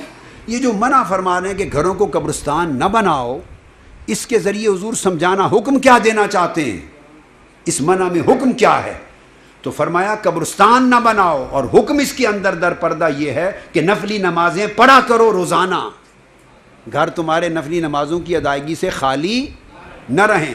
تو آپ نے دیکھا کہ حکم منع کا ہے اور اندر اس بات ادائیگی یہ صلوات نافلہ ہے، اس کے اندر حکم ہے نفلی نمازوں کے اس بات کا۔ اسی طرح ولا تجعلوا قبری عیدا، حکم منع کا ہے کہ عیدگاہ نہ بناؤ، اور حکم اس کے اندر یہ ہے کہ سال بعد آنا، حکم ہے ہر روز آیا کرو، چونکہ عید ہر روز نہیں ہوتی، عید ہر روز نہیں ہوتی، سو میری قبر کو عید نہ بنا لینا، اس کی زیارت ہر روز رکھو جو آ سکیں، اور کثرت کے ساتھ آیا کرو، چونکہ عید میں کثرت نہیں ہے، یہ پلٹ کر سال کے بعد آتی۔ تو دو ٹکڑے ملا کے حدیث کے جب دیکھیں گے تو ایک ہی علت نظر آئے گی، وہاں بھی کسی چیز کا حکم دینا چاہ رہے ہیں اور یہاں بھی حکم دینا چاہ رہے ہیں، اور ادھر حکم دے دیا قبرستان نہ بنانا، ادھر حکم دے دیا عیدگاہ نہ بنانا۔ ایسا نہ جفا کر دینا کہ سال کے بعد پلٹ کے مجھے تکنے آؤ زیارت کے لیے، ہر روز آیا کرو۔ فَإِنَّ صَلَاتَكُمْ تَبْلُغُنِي حَيْثُ كُنْتُمْ، تو دو حکم، ایک ہے مَعْرُودَةٌ عَلَيَّ کہ مجھ پر نماز تمہارے صلات پیش کیے جاتے ہیں، اور تُعْرَضُ عَلَيَّ، إِنَّ صَلَاتَكُمْ تُعْرَضُ عَلَيَّ، تمہارے صلات مجھ پر پیش کیے جاتے ہیں۔ یہ صیغہ مجہول ہے، ما لم یسم فاعلہ، کہ تمہاری صلات مجھ پر پیش کی جاتی ہے، فاعل کا ذکر نہیں کیا، تو فاعل کون ہے یہاں؟ ملائکہ ہے۔ فاعل کون ہے؟ پیش کرنے والے کون ہیں؟ ملائکہ ہیں۔ تو فرمایا تُعْرَضُ، مجھ پر پیش کیا جاتا ہے، اور یہ حدیث جدا ہے، یہاں فرمایا اِنَّ صَلَاتَكُمْ تَبْلُغُنِي، تمہاری صلات مجھ پر خود پیش ہوتی ہے۔ تو تبلغ کا فاعل کون ہے؟ یہاں صلات ہے، یہ صیغہ مجہول نہیں ہے، صیغہ معروف ہے، صیغہ مجہول نہیں، صیغہ۔ تو فرمایا صلات مطلب ہوا کہ دو طریقے سے پیش ہوتی ہے، جہاں کلمہ آئے تُعْرَضُ عَلَيَّ یا مَعْرُودَةٌ عَلَيَّ تو مطلب ہے بذریعہ ملائکہ پیش کی جاتی ہے، جہاں حضور نے فرمایا صلاتکم تبلغنی، اس کا مطلب ہے میں براہ راست سنتا ہوں، اس سے ملائکہ نکل جاتے ہیں، براہ راست درود و سلام پیش ہوتا ہے۔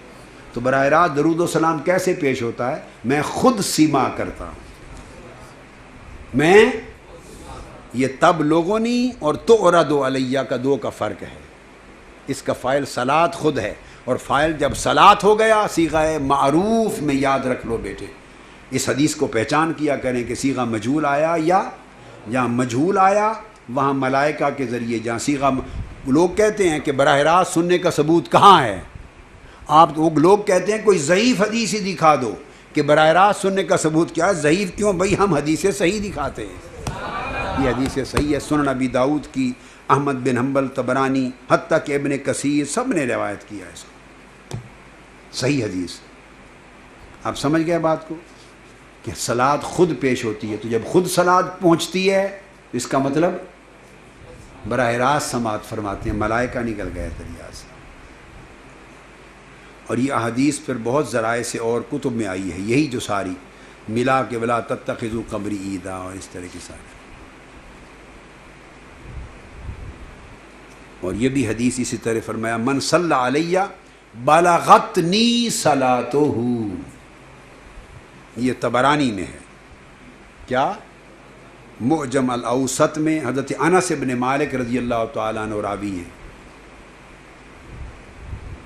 من صلی علیہ بلغتنی صلاتہ، جو مجھ پر صلات پڑھتا ہے اس کی صلات خود مجھ پر پہنچتی ہے، پہنچائی نہیں جاتی۔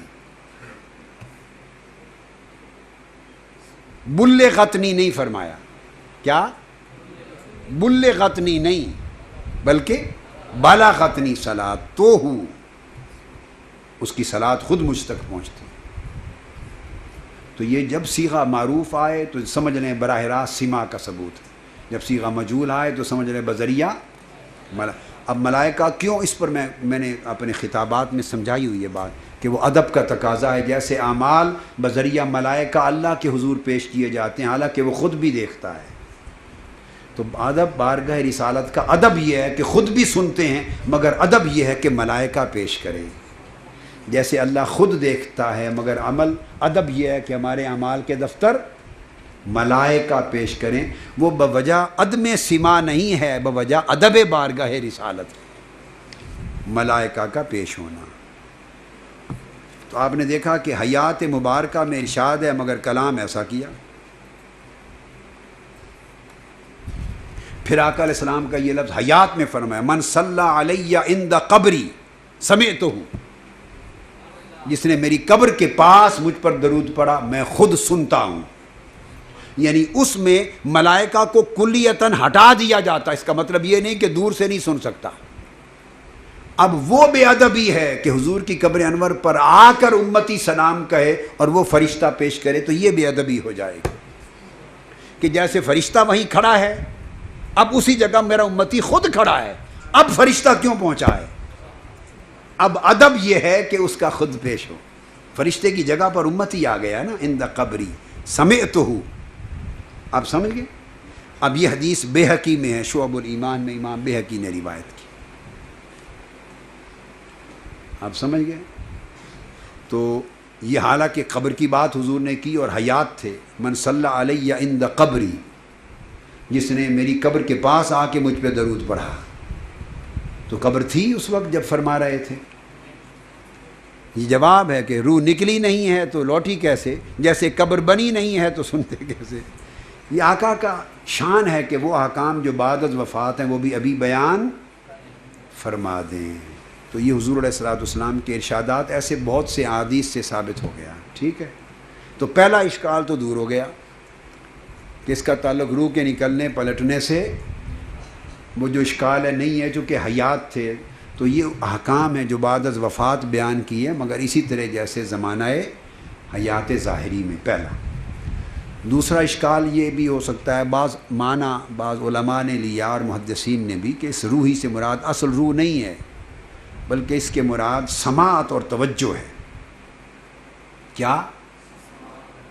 کہ اللہ نے میری سماعت مجھ میں لوٹا دی، یا میری توجہ دوبارہ مجھے دی اور میں توجہ کرتا ہوں، سنتا ہوں. تو یہ تو اعتراض ہی نہیں ہے، یہ ہمارے موقف کی اس بات ہے. الٹا بھئی کئی لوگوں نے بڑے صفحے بھر دیے اور دلائل کے اوپر اپنا قائم کر دیا مسلک، اور ہم نے ایک ہی جملہ کہہ دیا کہ یہ تو کوئی اعتراض ہی نہیں ہے، یہ تو ہمارے موقف کا اس بات ہے. اگر سما لے لیں اور توجہ لیں، روح نہ بھی لیں، تو سوال یہ ہے کہ سما اور توجہ جسم کی شان ہے یا روح کی شان ہے؟ کس کی صفت ہے؟ توجہ اور سما، اس کا ثبوت روح جسم میں ہو تو تب ہوتا ہے یا بغیر روح کے بھی ہوتا ہے؟ بولیے. تو سما اور توجہ ہی مراد لیں تو یہ کس کا ثبوت ہے؟ یہ تو صفات روح سے ہے. تو اگر میری توجہ مراد لے لیں اور سما لوٹا دیا ہے تو اولاً روح لوٹا دی ہے تو سما اور توجہ ہے. تو یہ تو کوئی اعتراض ہے ہی نہیں، یہ تو بلکہ اس سے بھی اولا ہے، اس سے بھی کہ نہ صرف روح لوٹا دی ہے بلکہ روح کے ساتھ سما اور توجہ بھی لوٹا دی ہے. توجہ بھی دے دی ہے، سما بھی دے دیا ہے. اور حتیٰ ارد علیہ السلام، حتیٰ کہ میں اس پر سلام کا جواب دیتا ہوں. خالی توجہ ہی نہیں لوٹائی، خالی سما ہی نہیں لوٹایا، خالی روح ہی نہیں لوٹائی، بلکہ تکلم بھی لوٹا دیا ہے. حتیٰ کہ میں خود اس کے سلام کا جواب بھی دیتا ہوں، خود اس کے سلام کا. تو روح بھی لوٹ آئی، سما بھی لوٹ آیا، توجہ بھی لوٹ آئی، اور قدرت تکلم کلام بھی لوٹ آئی. سب چیزیں آ گئیں. اب پھر ایک آخری اس پر اشکال اور رہ گیا، آخری، کہ یہ کیسے آپ نے نکال لیا کہ اللہ نے روح مجھ میں لوٹا دی ہوئی ہے، یا سما لوٹا دیا ہوا ہے، یا توجہ اور سما مجھ میں لوٹا دیا ہوا ہے. یہ سب بر روح ہے، سب کچھ بر روح ہے، روح کے ساتھ. مگر یہ لوٹا دی ہوئی ہے، یہ کیسے ثابت ہو گیا؟ یہ معنی کیسے نکلا؟ آ جائیے اس کا معنی، حدیث کی عبارت پہ توجہ کریں. آگے اور پیچھے دونوں صیغے مضارع کے ہیں، اور درمیان میں آقا نے کلام صیغہ ماضی میں کیا ہے. پڑھیں اس کو. فرمایا ما من احد یسلم علی، تم میں سے کوئی شخص ایسا نہیں جو مجھ پر سلام پڑھے. اور مضارع کا صیغہ حال و مستقبل دونوں پر دلالت کر کے استمرار کو ثابت کرتا ہے۔ اب میں لوٹا دی ہوئی ہے اس کے ترجمے کو بیان کر رہا ہوں۔ پہلے بھی صیغہ مضارع کا آیا جو حال اور مستقبل دونوں کے لیے استعمال ہوتا ہے، اور چونکہ حکم امت کے لیے تا قیامت ہے اور حال اور مستقبل کے لیے یوز کیا۔ یہ نہیں فرمایا کہ ما من احد سلم علیہ، نہیں، یسلم پڑھتا ہے اور پڑھتا رہے گا، تو استمرار آ گیا نا۔ تو لہٰذا سلام پڑھنے والے کو بھی استمرار بخشا، اور آگے جو جواب ہے وہ بھی صیغہ مضارع میں ہے، حتیٰ ارد علیہ السلام۔ ارد صیغہ مضارع ہے یا ماضی ہے؟ بولیے، صیغہ مضارع، ارد صیغہ متکلم مضارع کا صیغہ ہے، تو میں اس کا جواب دیتا ہوں اور دے دوں گا، یعنی دیتا رہوں گا۔ تو جواب میں بھی استمرار آ گیا، جواب میں بھی، تو گویا سلام کرنے والے کے سلام کے ذکر میں بھی استمرار، حضور کے جواب میں بھی استمرار، تو پھر روح کے درمیان میں روح لوٹانا جس کی وجہ سے جواب دوں گا وہ خالی از استمرار کیسے ہو سکتا ہے؟ سلام بھی جو کرتا ہے اور قیامت تک کرتا رہے گا، میں اس کا جواب دیتا ہوں اور قیامت تک دیتا رہوں گا۔ دو استمراروں کے اندر جب صیغہ ماضی آیا تو وہ دلالت استمرار پہ کرے گا یا نہیں کرے گا؟ بولیے، اگر وہ نہ کرے گا تو سیاق سے بھی کٹ گیا اور سباق سے بھی کٹ گیا، کلام سیاق سے بھی کٹ گیا اور سباق سے بھی کٹ گیا، تو یہ تو کلام کا بھی جواز نہ رہا، کلام بھی غیر مربوط ہو گیا۔ کیا؟ کلام بھی غیر مربوط ہو گیا۔ اگر وہ سیاق اور سباق سے کٹ جائے تو کلام تو غیر مربوط، بے ربط ہو گیا، کلام بلیغ ہی نہ رہا۔ لہٰذا اس کلام جواب کے کلیہ درمیان کے کلیے کے لیے ترجمے میں شرط ہے اس کے معنی میں کہ وہ ما قبل سے بھی متعلق رہے اور ما بعد سے بھی متعلق رہے۔ ما قبل بھی حال و مستقبل کا استمرار ہے اور ما بعد جواب میں بھی استمرار ہے، لہٰذا رد اللہ علیہ روحی کا معنی وہی کیا جائے گا جو استمرار پر دلالت کرے۔ تو استمرار کے ساتھ معنی یہ بنتا ہے کہ اللہ نے میری روح مجھ میں واپس، روح اور سما اور توجہ سب کچھ واپس لوٹا دیا ہوا ہے، تبھی ہر وقت سلام کرنے والے کے سلام کا ہر وقت جواب دیتا رہوں گا۔ کلیئر ہو گیا؟ ٹھیک ہے، یہ تو تھا اس موقف کا جواب۔ اب آگے چلتے ہیں، ایک لمحے کے لیے ہم معترض کے اعتراض کو قبول کر لیتے ہیں۔ اب معترض کا اعتراض قبول کر لیتے ہیں۔ اعتراض یہ ہے، وہ یہ ایک اور اشکال وارد کرتے ہیں اور اعتراض یہ کرتے ہیں اور معنی یہ لیتے ہیں کہ نہیں، ہمہ وقت نہیں لوٹا دی گئی۔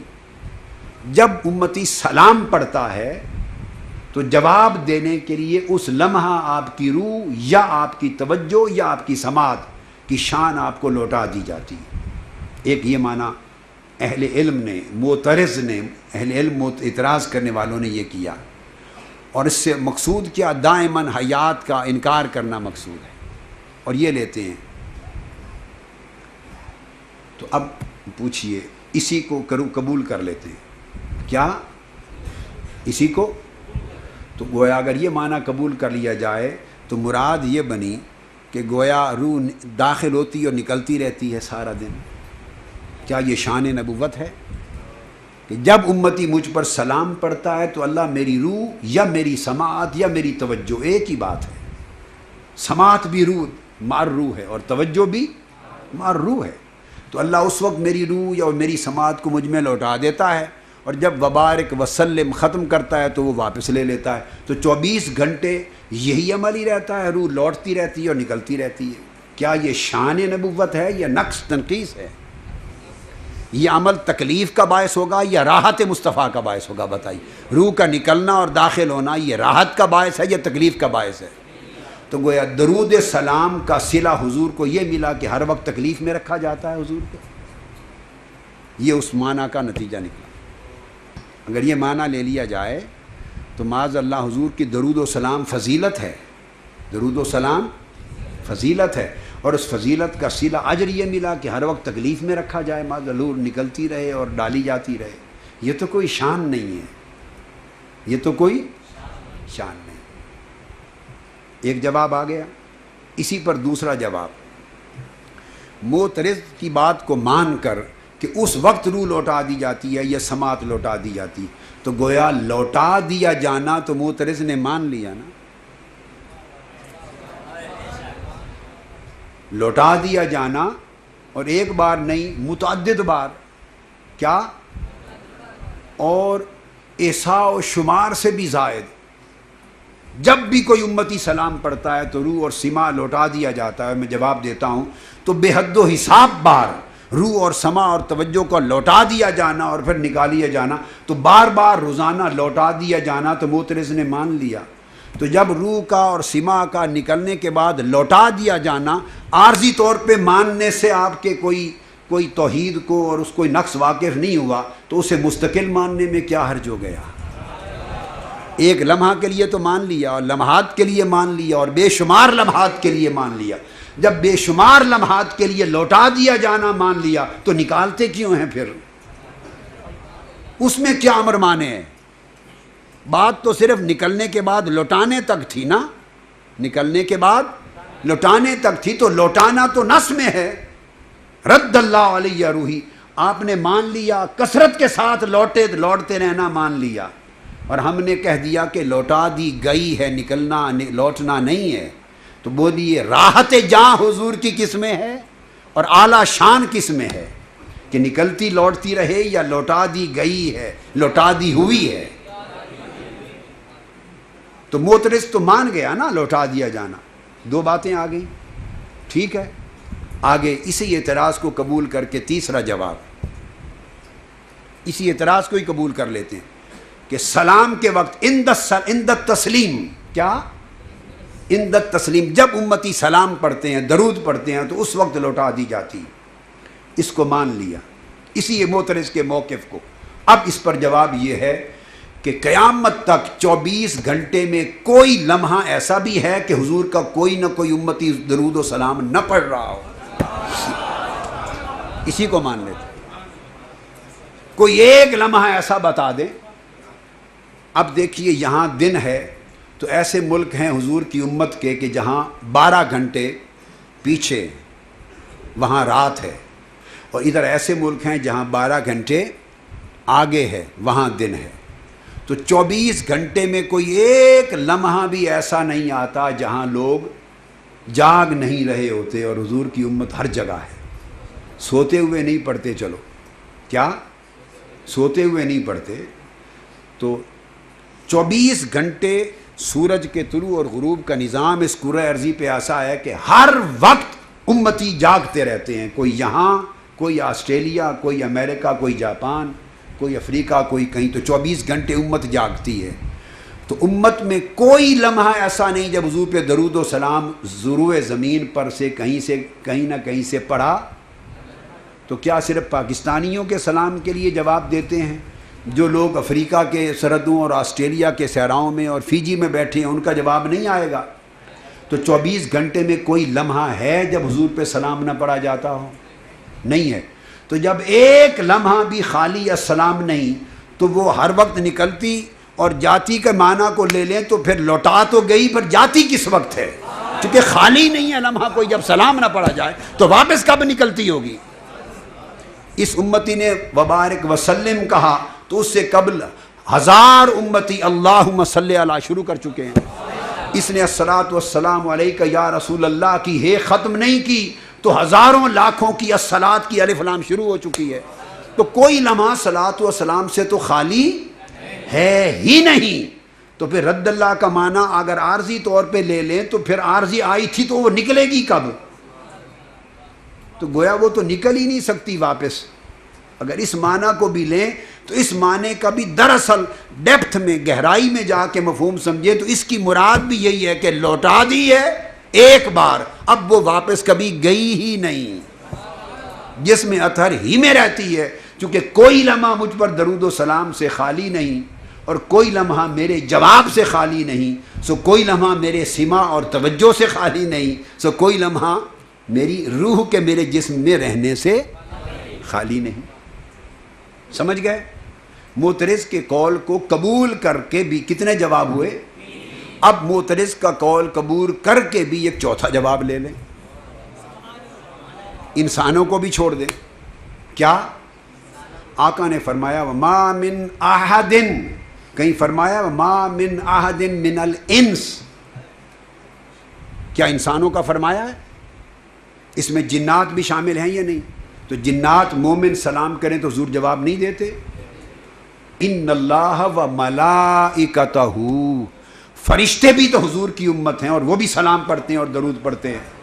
اب بولیے، تو ملائکہ بھی پڑھ رہے ہوں اور جنات بھی پڑھ رہے ہوں اور انس بھی پڑھ رہے ہوں اور ملائکہ بھی پڑھ رہے ہوں جن کا شمار ہی نہیں حضور پر سلام اور درود، اور 70,000 ملائکہ صبح سے شام تک قبر انور پر، اور 70 کا دستہ انہی سے ڈیوٹی لے کر شام سے صبح تک، تو قیامت تک کوئی لمحہ تو ایسا خالی نہیں ہوگا جب ملائکہ ہی درود سلام نہ پڑھ رہے ہوں۔ تو ان کو سلام کا جواب آقا نہیں دیتے ہوں گے؟ ملائکہ کے درود و سلام کا دیتے ہوں گے۔ تو اب بولیے کون سا وقت ہے جب روح نکلتی ہے جسم سے؟ اندر داخل رہنے کا زمانہ ہم نے بتا دیا، نکلنے کا آپ بتا دیں کس وقت نکلتی ہے، اسے نکلنے کا وقت کب ملتا ہے؟ آپ سمجھ گئے؟ سو عافیت اسی میں ہے کہ اسی ترجمے کو مانا جائے کہ اللہ نے میری روح مجھ میں واپس مستقل لوٹا دی ہوئی ہے، سو میں ہر ایک کا سلام سنتا رہتا ہوں، جواب دیتا رہتا ہوں، یہ مانا ہے۔ اب بیٹے اگر آدمی اس طرح حدیثیں پڑھانے لگے تو ساری زندگی میں کوئی 10 حدیثیں ہی پڑھا سکے یا سارا سال میں 10 ہی پڑھا سکے۔ ابھی میرے سامنے اسی حدیث کے نکات ہیں کہ 4 گھنٹے اور بھی درکار ہیں، اس میں اور سوال ہوتے ہیں اور بیان ہوتے ہیں۔ سماع کی بحث پر الگ ہے، توجہ پر الگ ہے، روح کو مجرد روح کا مراد لینا الگ ہے، پھر لوٹائے جانے کا معنی کیفیت الگ ہے، جواب دینے کی کیفیت، ہر چیز کی پھر شرح ہے آگے کہ رد اللہ میں رد کا معنی کس طرح ہے، کیفیت کیا ہے، علیہ روحی کی کیفیت کیا ہے، اردہ کی کیفیت کیا ہے، یہ پھر شروع ہیں آگے۔ اس میں آقا علیہ الصلوۃ والسلام کا ایک اور ارشاد ہے جو تسلیم ہے۔ میں نے آپ کو کہا نا ایسے کیا کریں گے، بڑے مقامات ہیں اس کے اندر، یہ صرف ایک حدیث میں بڑے مقامات ہے کہ آدمی کلام کرے۔ چلو ایک اور سمجھا دیتا ہوں، یعنی درجنوں ابھی مقامات اس میں ہیں حدیث کے شرح طلب۔ ما من احد یسلم علیہ، یہ جو شان ہے رد اللہ علیہ روحی حتی اردہ، اس کے لیے لفظ یسلم استعمال فرمایا، یسلی نہیں، اس میں لفظ یسلی نہیں بلکہ یسلم استعمال فرمایا۔ آپ سمجھ گئے؟ دو میں فرق کیا ہے؟ صلاۃ دعا ہے اور تسلیم سلام انشاء ہے، مخاطبہ ہے حضور سے براہ راست، سلام حضور سے مخاطبہ ہے، اس لیے اس مخاطبہ کے لیے متعین کی حتی اردہ کہ اس کے لیے جواب دینا لازم ہے۔ جیسے آپ پر کوئی کہے السلام علیکم تو سلام کرنا سنت ہے، وعلیکم السلام کہنا واجب ہے۔ تو فرمایا جب میرا امتی مجھ پر سلام پڑھتا ہے بطور خاص تو اس کا جواب دینا مجھ پر واجب ہو جاتا ہے، اس پر جواب دینا میرا واجب ہو جاتا ہے۔ اس لیے اس میں السلام، صحابہ کرام نے فرمایا، حدیث پاک ہے، یہ بات بڑی خاص ہے بیٹے۔ بعض لوگ سمجھتے ہیں کہ جب اللہم صلی علی محمد وعلی آل محمد کما صلیت علی ابراہیم آ جاتا ہے تو بعض علماء اور اہل علم سمجھتے ہیں کہ اسی میں صلاۃ بھی ہے، اور یہ بہت بڑی ایک علمی بحث ہے۔ بعض کا یہ بھی اشکال کرتے ہیں، وہ کہتے ہیں کہ اسی میں صلاۃ اور وبارک وسلم آ جاتا ہے نا، اسی میں ہے۔ اب بات کو سمجھیں کہ اسی میں صلاۃ و سلام، یہ نہیں، یہ استدلال غلط ہے، یہ غلط فہم پیدا ہوا بعضوں کو، اور تمام احادیث بخاری مسلم ترمذی سیاستہ کی صحیح الاسناد احادیث اس فہم اور اس مفہوم کے خلاف ہیں۔ تو بے حدیث اٹھا کے دیکھیے، ایک بڑی نکتے کی بات بتا رہا ہوں، بہت خاص الخاص بات۔ اچھا، اب یہ بات بڑی توجہ طلب ہے، صحیح بخاری میں، مسلم ترمذی میں صحابہ کرام یہ جو تو واضح رکھ لیں کہ جو لوگ کہتے ہیں کہ یہ جو درود پاک ہے، درود ابراہیمی، آپ سمجھے نا بات، بھئی یہی صلاۃ بھی ہے اور یہی سلام بھی ہے، تو وہ کہتے ہیں کہ یہ آپ نے من گھڑت فرق بنا رکھا ہے کہ صلاۃ اور اسی طرح کہتے ہیں نا علماء، ان کو جواب اس طور پہ کبھی ملتا نہیں نا، تو پھر وہ اپنے آپ کو قوی سمجھتے ہیں۔ آقا علیہ السلام سے صحابہ کرام نے پوچھا، یہ آیت اتری جب یہ نماز کا تشہد اترا، سنیں جب، اور حضور علیہ السلام نے صحابہ کرام کو تشہد سکھایا اور پڑھایا، تو عرض کیا یا رسول اللہ، حضور علیہ السلام نے تشہد کی تعلیم دی، التحیات للہ والصلوات والطیبات، السلام علیک ایھا النبی ورحمۃ اللہ وبرکاتہ، السلام علینا وعلی عباد اللہ الصالحین، پھر کلمہ شہادت۔ آقا علیہ السلام نے صحابہ کرام کو یہ تشہد کی پوری تعلیم دی۔ اب میں یہ بات سمجھا رہا ہوں کہ یہ جو اعتراض کیا جاتا ہے کہ یہ جو درود پڑھتے ہیں وہی صلاۃ ہے اور اسی میں یہ الگ سلام نہیں، تو جب حضور علیہ السلام نے ممبر پر تشہد کی تعلیم، عبداللہ ابن مسعود سے بھی مروی ہے، عبداللہ ابن عمر سے بھی مروی ہے، اور بھی بہت سے صحابہ کرام سے مروی، جب یہ تعلیم دی تو صحابہ کرام نے عرض کیا، السلام علیک ایھا النبی، سلام ہو آپ پر یا رسول اللہ۔ یہ سلام پورا سن کر یہ حضور علیہ السلام نے جب تعلیم فرما دی ساری تشہد فی الاسلام کی، جو تمام بخاری مسلم ترمذی میں آئی ہے، کہ حضور علیہ السلام پہلے وہ پڑھتے تھے السلام علی اللہ، کہتے تھے السلام علی جبریل، السلام علی میکائیل، السلام علی فلان و فلان، سب پہ سلام، انبیاء پر، مرسلین پر سلام، صحابہ، اللہ پر بھی۔ تو حضور علیہ السلام نے منع فرما دیا، اور اس کی جگہ یہ بات بڑی اہم ہے، تو وہ پڑھتے تھے، حدیث میں آیا ہے سارا، بخاری مسلم ترمذی تمام میں، کہ وہ پہلے سلام پڑھتے تھے السلام علی اللہ، السلام علی جبریل، السلام علی میکائیل، السلام علی المؤمنین، السلام علی الانبیاء المرسلین، یہ سارے کلمات آئے ہیں، تو ان سب پہ سلام پڑھتے تھے۔ حضور علیہ السلام نے منع فرما دیا، ممبر پہ تشریف فرما ہوئے فرمایا کہ آؤ میں تمہیں سلام بتاتا ہوں۔ ترمذی شریف کی حدیث ہے، ترمذی، یہ بڑی اہم چیز، الجامع الصحیح ترمذی، جامع ترمذی، کتاب الصلاۃ، باب ما جاء فی صفۃ الصلاۃ علی النبی، ترمذی شریف۔ یہ مسلم شریف باب الصلاۃ علی النبی بعد التشہد۔ اب جو بات توجہ طلب ہے وہ یہ ہے، یہ میں نے ہمیشہ یہ بات کہی، اور یہ الحمدللہ یہ پہلا موقع ہے کہ بخاری مسلم ترمذی کے تراجم الابواب پر اس انداز سے گفتگو جو ہم نے کی ہے، پہلے اس انداز سے گفتگو کبھی ائمہ محدثین نے نہیں کی تھی۔ اب یہ بھی سارا مسئلہ کیا ہے، اب جب ہماری کتابیں حدیث میں آئیں گی تو ترجمۃ الباب مختلف ہوگا۔ اب امام بخاری مسلم ترمذی جب وہ لاتے ہیں یہ حدیث جو ابھی بیان کرنے والا، انہوں نے کر دیا باب الصلاۃ علی النبی بعد التشہد، باب الصلاۃ علی النبی بعد التشہد۔ اس طرح ترمذی شریف کی جو حدیث میں آپ کو بتایا، یہ مسلم شریف، اب ترمذی میں آئی تو انہوں نے باب ما جاء فی صفۃ الصلاۃ علی النبی اس باب میں دے دی۔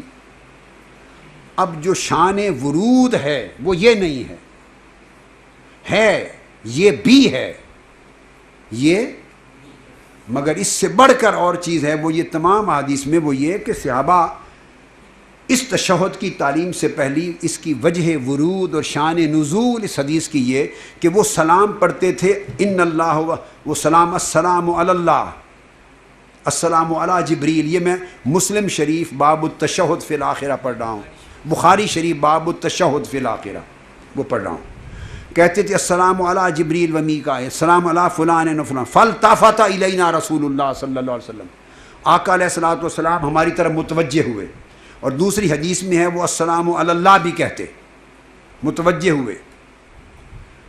اب جو شان نزول ہے وہ مسئلہ سلام تھا،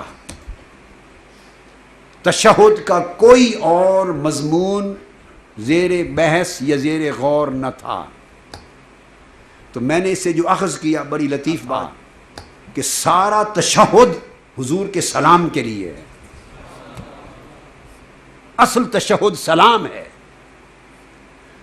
پہلے جو التحیات للہ والصلوات آیا ہے یہ برکتاً، جیسے فرمایا ہر کام سے پہلے بسم اللہ پڑھو، اللہ کے حضور اظہار بندگی، یہ ادائے ادب کے لیے ہے کہ اللہ کے حضور پہلے یہ چیز پیش کرو، نفس مضمون اصل وسط میں سلام ہے، اور اس کے بعد اشہد اللہ، جو تشہد میں جو اشہد اللہ الہ الا اللہ ہے، وہ پھر اختتام پر اپنا اظہار ہے، توحید و رسالت کا اقرار ہے۔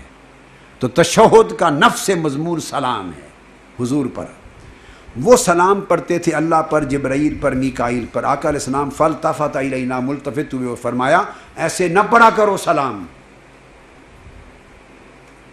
کیا فرمایا؟ سلام ایسے نہ پڑھا کرو، ان اللہ هو السلام، اللہ خود سلام ہے۔ اور آقا علیہ السلام نے فرمایا کہ جب تم نماز پڑھ چکو، فَإِذَا صَلَّى أَحَدُكُمْ، تو جب وہ نماز پڑھے تو پھر یہ پڑھا کرے۔ اب حضور نے تشہد کے کلمات تعلیم فرمائے۔ موضوع کیا زیر بحث تھا؟ سلام کے مضمون میں تبدیلی فرما رہے تھے، اور فرمایا فَلْيَقُلْ التحیات للہ والصلوات والطیبات السلام علیک ایھا النبی ورحمۃ اللہ وبرکاتہ۔ فرمایا کہ اللہ کے لیے اپنے تحیات، صلوات، طیبات پیش کرو اور پھر مجھ پر سلام پڑھو۔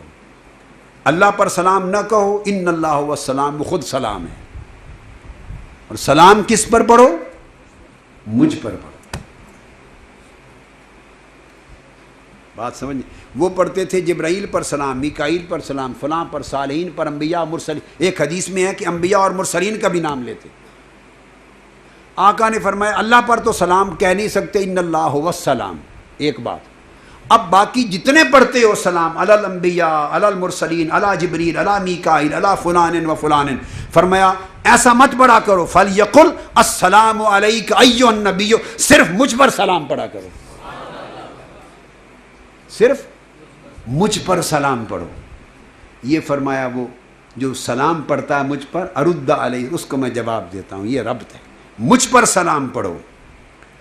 اب سوال پیدا ہوا، کیا نہیں صحابہ کرام نے، مگر اس سوال کا جواب آقا نے خود دیا۔ سوال پیدا ہوا کہ اب جبرائیل کہاں گئے، میکائیل کہاں گئے، انبیاء و مرسلین کہاں گئے، اور فلان و فلان صالحین وہ کہاں گئے؟ تو آپ نے تو سلام مخصوص کر دیا، مجھ پر سلام پڑھو۔ اللہ پہ اس لیے نہیں پڑھ سکتے کہ ان اللہ هو السلام، ختم۔ اب سلام پڑھنا ہے تو مجھ پر پڑھو، السلام علیک ایھا النبی، یا نبی سلام علیک، مجھ پر سلام پڑھو۔ اب رہ گئے باقی، تو فرمایا اس کے بعد السلام پڑھو رحمۃ اللہ وبرکاتہ، پھر جو بقایا کو اس میں شامل کرو، السلام علینا، پھر باقی حضور کے صدقے سے ہم سب پر سلام، اور جبرائیل و میکائیل اور کل انبیاء مرسلین و صالحین جو رہ گئے ان کے لیے ایک جملہ بول دو، وَعَلَىٰ عِبَادِ اللَّهِ الصَّالِحِينَ، اور اللہ کے سب نیک بندوں پر سلام۔ حضور نے فرمایا باقی سارے اس میں آ جائیں گے، یہ بھی ایک حدیث ہے۔ تو جب سمجھے مسئلہ تھا کہ وہ سلام پڑھتے تھے اللہ پر، فرشتوں پر، حضور نے ملتفت ہوئے فرمایا نہیں، سنو کہ سلام کیا ہے، اللہ کے ساتھ اظہار بندگی کر کے مجھ پر سلام پڑھو، اور میرے سلام کی تابعیت اور وسیلے میں پھر علی عباد اللہ الصالحین میں ہر کوئی آ جائے گا۔ جب یہ فرما دیا، اور آپ نے فرمایا فَإِنَّكُمْ إِذَا قُلْتُمُوهَا، جب تم یہ کہو گے علی عباد اللہ، اصابت کل عبد للہ صالح فی السماء والارض، تو زمین و آسمان میں ہر اللہ کے صالح بندے پر سلام پہنچ جائے گا۔ اور پھر اشہد ان لا الہ الا اللہ واشہد ان محمد عبدہ ورسولہ، یہ حضور نے سلام کی تعلیم دی۔ اس میں کوئی اللہم صلی علی آیا ہے؟ آیا ہے؟ نہیں۔ اب سنیے جو حدیث جس پر میں ختم کر رہا تھا، تو صحابہ کرام کو حضور علیہ السلام نے سلام سکھایا۔ اب ترمذی شریف کی جو حدیث بتا رہا تھا، جب یہ سلام سکھا چکے، اب اس اشکال کا جواب دے رہا ہوں۔ وہ کہتے ہیں کہ یہ سلام الگ کوئی شے نہیں ہے، یہ صلاۃ جو ہم درود پڑھتے ہیں اسی میں سلام ہے، وہ خیال باطل ہے۔ سلام الگ ہے جو آپ کو سمجھا دیا، جو حدیث میں آ گیا، حضور نے سلام سکھایا۔ اب جو لذت کی بات اور ایمان افروزی کی بات ہے وہ یہ کہ صحابہ کرام نے اس کے بعد عرض کیا یا رسول اللہ، ہم نے قلنا یا رسول اللہ ھذا السلام علیک قد علمنا، آپ پر سلام کیسے پڑھنا ہے وہ ہم نے سیکھ لیا۔ آپ پر سلام کیسے پڑھنا ہے وہ ہم نے، السلام علیک، مخاطبہ کے صیغے کے ساتھ سلام ہم نے جان لیا۔ صحابہ کا عقیدہ تھا کہ صلاۃ و سلام ایک شے نہیں، دو چیزیں ہیں۔ پوچھا یا رسول اللہ سلام تو ہم نے سیکھ لیا، اب فرمائیے فکیف الصلاۃ، اب صلاۃ کیسے پڑھنی ہے، اب صلاۃ بھی سکھا دیں۔ تو یہ حدیث ثابت کر دیا اس حدیث نے کہ صلاۃ ایک الگ صیغے کی چیز ہے اور سلام الگ صیغے کی چیز ہے۔ تو فرمایا کہ اب صلاۃ سیکھ لو، تو فرمایا اب پوچھتے ہو کہ صلاۃ کیسے ہے، اس کا جواب دیا قولوا اللہم صلی علی محمد وعلی آل محمد کما صلیت علی ابراہیم وعلی آل ابراہیم الی آخر الآیہ۔ یہ ترمذی شریف باب ما جاء فی صفۃ الصلاۃ علی النبی، انہوں نے یہ سب حدیثیں صفۃ الصلاۃ علی النبی میں ڈال دیں۔ اب سمجھ گئے؟ چاہیے یہ تھا کہ اس میں قائم کرتے کہ باب ما جاء فی الفرق بین الصلاۃ والسلام علی النبی، جب ہماری کتاب حدیث کی آئے گی تو یہ ترجمۃ الباب ہوگا، باب ما جاء فی الفرق فی الصلاۃ والتسلیم علی النبی صلی اللہ علیہ وسلم۔ پوچھا کہ یا رسول اللہ السلام علیک قد علمنا، یہ ہم جان گئے کہ سلام کیا ہے، اب فکیف الصلاۃ علیک، اب صلاۃ کیسے پڑھیں؟ حضور نے فرمایا صلاۃ اللہم صلی علی۔ تو گویا آپ دیکھیں کہ نماز اللہ کی ختم ہو گئی سجود چوتھی رکعت کے سجدے پر، خلاص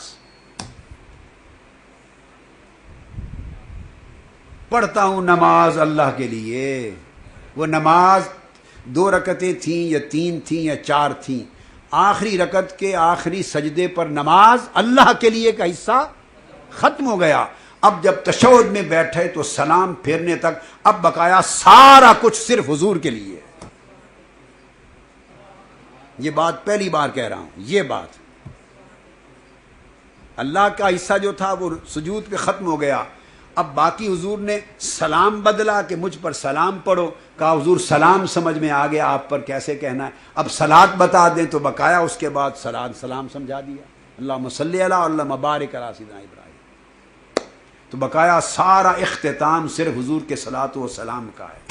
تو گویا عبادت الہی نماز کی تکمیل بھی اللہ نے حضور پہ صلاۃ اور سلام کی شکل میں رکھی، اور سلام کو مقدم رکھا اور صلاۃ کو مؤخر۔ اور لوگوں نے صلاۃ پر بحث کی، امام مالک کے ہاں واجب نہیں ہے، شیخ الحدیث صاحب مالکیوں کے ہاں واجب نہیں ہے، حنابلہ کے ہاں بحث ہے، شوافی کے ہاں وجوب اور مستحب پر بحث ہے، ہمارے ہاں وہ بھی واجب ہے۔ تو بحث بیٹے آخری بات جس پر ختم کر رہا ہوں، بحث جو صلاۃ کا حصہ ہے نا آخری، اس پر ہوئی عند المذاہب کہ واجب ہے یا مستحب، مگر پہلا حصہ تشہد کا اس پر کوئی بحث نہیں ہوئی، وہ سب کے ہاں واجب ہے۔ تو سلام تشہد میں رکھا جو ہر مذہب میں واجب ہے، صلاۃ بعد میں رکھا جس پر بحث ہے کہ واجب ہے یہ مستحب ہے۔ صلاۃ کسی نے کہا پڑھو واجب ہے، کسی نے کہا پڑھو مستحب ہے، مگر سلام اس جگہ رکھا جو حصہ نماز ہے۔ وما علینا الا البلاغ۔ ماڑیاں سینے لایا مہربانی سونیا،